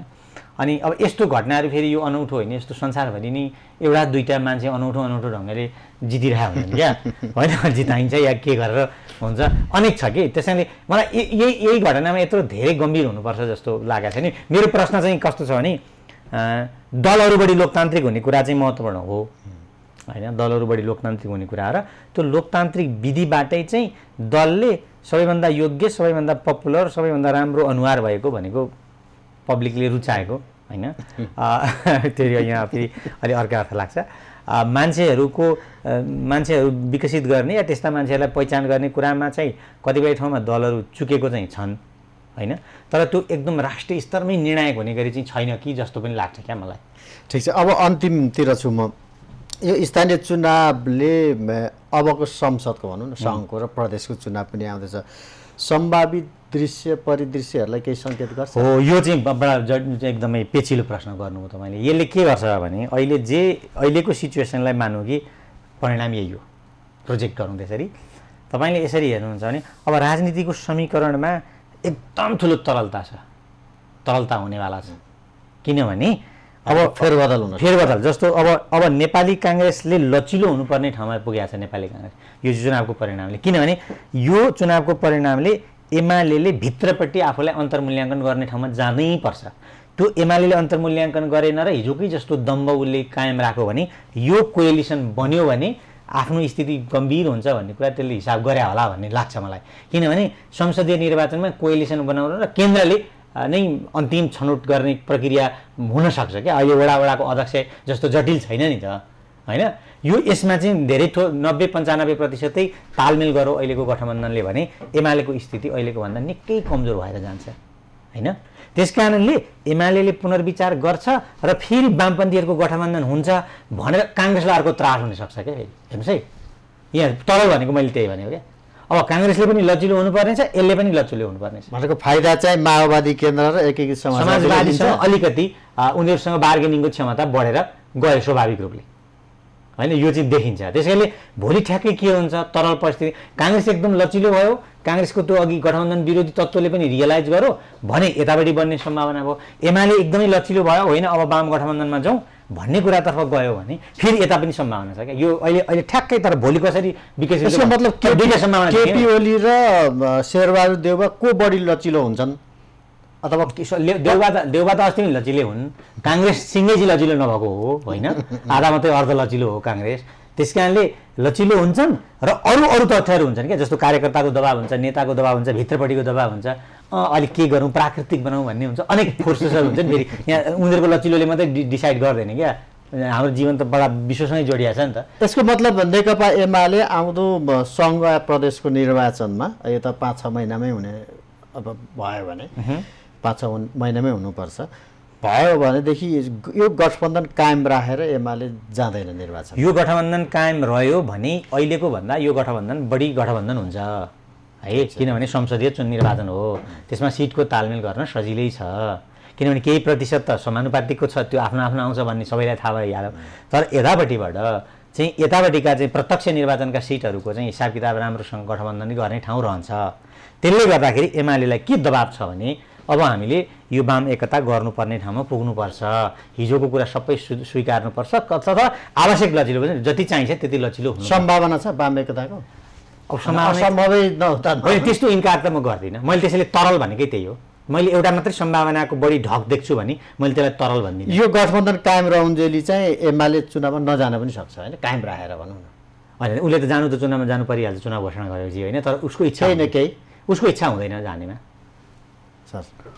गठबन्धन वामपन्थी गठबन्धन बन्न सक्ने कुरा, यही गठबन्धन जान सक्ने कुरा। त्यसमा अब अहिले हामीले कुरा गऱ्यौँ नि, प्रिन्सिपल्ली यो गठबन्धन किन बनेको थियो भन्दाखेरि त्यहाँ कुनै अब्जेक्टिभ होला। त्यो स्थानीय सरकारका कारणले संविधान धरापमा परेको थिएन, त्यो सङ्घीय संसदकै कारणले र सङ्घीय प्रधानमन्त्रीकै कारणले धरापमा परेको थियो र त्यो एउटा चुनाव पनि नकुर्न सक्ने गरी सिद्धान्त त तपाईँ र मलाई चाहिँ यो कारणले हामी एलायन्स गरेर जान खोजेको भनेर भन्ने हैसियत दलले राख्न सक्छन्। त्यसमा उहाँहरू फेरि जनता समक्ष गएर चाहिँ होइन यो कारणले हामी गएको थियौँ तर फेरि आज चाहिँ फर्केर आयौँ भन्न सक्ने आधारहरू के होला। त्यो हुँदाखेरि अहिलेको जुन 5 दलीय गठबन्धन छ त्यसलाई पनि एउटा सङ्कट के छ भने आजै संविधानमाथि खतरा भयो भनेको छ, मिल्दैछ, भोलि खतरा छैन भन्दैछ, कुनै परिस्थिति नयाँ परिस्थिति आएको छैन, त्यसमा गाह्रो होला। त त्यति गर्दै गर्दा नि अहिले हामीले कुरा गरे जस्तै कतिपय सन्दर्भमा जित्ने सन्दर्भ हुन्छ, होइन, जित्ने सन्दर्भ चाहिँ हेर्दै गर्दाखेरि कता हुँदा मलाई फाइदा हुन्छ भनेर दलले हिजो पनि हेरेको सन्दर्भलाई हेर्दाखेरि चाहिँ सबै कुरा नकार्न चाहिँ सकिँदैन। तर त्यसमा एउटा ऊ चाहिँ संशय चाहिँ के हुनसक्छ होला भनेदेखि त्यही को लचिलो हुन्छ भन्ने सन्दर्भमा बढी व्याख्या गर्न सकिन्छ होला। र त्यसमा अहिले कुरा गरे जस्तै अब यदि गठबन्धन भयो भनेदेखि कुन गठबन्धन हुँदाखेरि कसलाई फाइदा हुन्छ भनेर चाहिँ हेरिराखेको होला। अहिले कङ्ग्रेसको सभापति जुन गठबन्धनसहित आफू चाहिँ एक प्रकारले अगाडि बढ्नु भएको छ, उहाँको चाहिँ हिजोभन्दा आज अलि अफेन्सिभ हुनुभयो कि हिजो जुन डिफेन्सिभमा हुनुहुन्थ्यो अब चाहिँ होइन मेरो गठबन्धनको नीतिका कारणले म प्रधानमन्त्री छु, मैले यति सिटहरू बढाएँ अनि भनेर चाहिँ उनले चाहिँ त्यसलाई अलि बढी सेल आउट गरेर चाहिँ पार्टीभित्र एउटा कन्भिन्स गरेर जान सक्ने सम्भावना चाहिँ देखिन्छ। त्यो हुँदाखेरि अब सम्भावनाका ढोकाहरू सबै छन् तर गठबन्धनलाई एउटा सबभन्दा ठुलो कुरा चाहिँ जनतामा के आधारमा चाहिँ यो गठबन्धन भत्काए भन्ने कुरा चाहिँ उहाँहरूसँग तपाईँको भनाइमा यो सत्ता गठबन्धन भनेको चाहिँ स्थानीय तहको निर्वाचनको लागि होइन, यो चाहिँ होइन नि संसद त्यो गठबन्धन नै संसदमा भएको हो नि त। स्थानीयमा त कुनै गठबन्धन भएकै होइन, स्थानीयको लागि गठबन्धन भएकै होइन, संसदलाई फुटाएर नयाँ गठबन्धनमा लिएर गएको सन्दर्भ हो र त्यसलाई एउटा चुनावले पनि टेस्ट नगरिकन अनि फेरि यो चाहिँ हामीले यो कारणले भत्कायौँ भन्ने चाहिँ त्यति सजिलो छ जस्तो मलाई लाग्दैन। तर सम्भावनाका कुराहरू त छँदैछन् त्यसमा। होइन त्यो त यस्तो हो, त्यो त अन्तिममा छ, केही छ। एकदम तरलै परिस्थिति हुँदाखेरि अब जस्तो नेकपा एमाले हिजोको परिस्थिति सबै पुनर्मूल्याङ्कन गर्यो, आत्मसमीक्षा गर्ने प्रक्रिया अगाडि बढ्यो र अरू वामहरूले पनि आफ्ना चिजहरू आत्मसमीक्षा गर्दै गए भने चाहिँ यतापट्टिको लचिलोताले यतापट्टि अलि ब्रोडर एलायन्स पार्टी एकीकरण नै नभए पनि गठबन्धनसम्म भन्छ फेरि यता, त्यो सम्भावना चाहिँ छ होइन। किनभने अब हिजोको कुरा लामो समयसम्म बोकेर पार्टीहरू हिँड्दैनन् होला, एउटा पोइन्टमा पुगेपछि त्यसको त्यो फेज आउट हुन्छ क्या होइन, त्यसको च्याप्टर क्लोज हुन्छ। अनि अब काङ्ग्रेसभित्रको अब अघिको थियो नि जुन गठबन्धन विरोधी चिज चाहिँ लचिलो हुँदाखेरि यतापट्टि सम्भावना बढ्छ भने अब एमाले त धेरै चिज पुनर्विचार गर्नुपर्ने ठाउँ छ कि फेरि पनि, तर त्यो ठाउँमा पुग्न चाहिँ फेरि पुगिहाल्छ क्या एमाले। किनभने मलाई के लाग्छ भने पहिलो अस्तिको निर्वाचनमा चाहिँ अघिल्लो चौथो दिनसम्म भित्रभित्र भइरहेको छ, तर एकअर्कालाई चाहिँ ओलीजी र प्रचण्डजीले एकअर्कालाई जुन आलोचना गरिरहनु भएको थियो 74मा त्यो त 4 दिनमा नाटकै ढङ्गले यस्तो कसैले केन्द्रीय कमिटीकै आधा 2/3 मान्छेलाई थाहा नभई गठबन्धन भएको हो त्यो हेर्नुहोस्। त्यस कारणले यी चिजहरू तरल छन् भन्नुको कारण मैले तरलको वस्तु त तर्क यो हो क्या। यो मैले विषयको उठान मात्रै गरेको, किनभने अब यसमा चाहिँ लामो बहस आवश्यक हुन्छ। त्यसमा एउटै मात्र निर्वाचन आउन पनि बाँकी छ। हिजो कमसेकम 2.5 वर्षदेखि जुन वाककटुता चलिरहेको छ दुईटाको सन्दर्भमा र हिजो एकता गर्दाखेरि उहाँहरूले जुन भुक्तभोगी हुनुहुन्छ त्यो कारणले त्यति सजिलै हिजोको जस्तो सजिलो नेकपा एमाले भित्रै ठुलै पुनर्विचार ठुलै क्या, सामान्य पुनर्विचारले हुँदैन। किनभने हिजोको टेस्टै तपाईँले भन्नुभयो त्यो टेस्टका कारणले चाहिँ ठुलै पुनर्विचार ठुलै फेरबदल त्यहाँको प्रवृत्तिको हिसाब किताबले ठुलै फेरबदल नभए यो बन्दैन फेरि यतापट्टि, यति सजिलो पनि छैन क्या। हस्, एकदमै महत्त्वपूर्ण समयको लागि धेरै धेरै धन्यवाद। स्थानीय निर्वाचन विशेष प्रस्तुति फैसला जनप्रतिनिधिको इलेक्सन एक्सप्रेसको बहस विश्लेषण र विवेचनाको आजको श्रृङ्खला यति नै। आजको हाम्रो यस श्रृङ्खलामा विश्लेषक डाक्टर खगेन्द्र प्रसाई र डाक्टर उद्धव पाकुरेललाई साक्षात्कारका लागि धन्यवाद। कार्यक्रमको निर्धारित समय सकिएको छ। खबरभित्रको खबरका लागि हेर्दै रहनुहोला एम न्युज खबर। नमस्कार।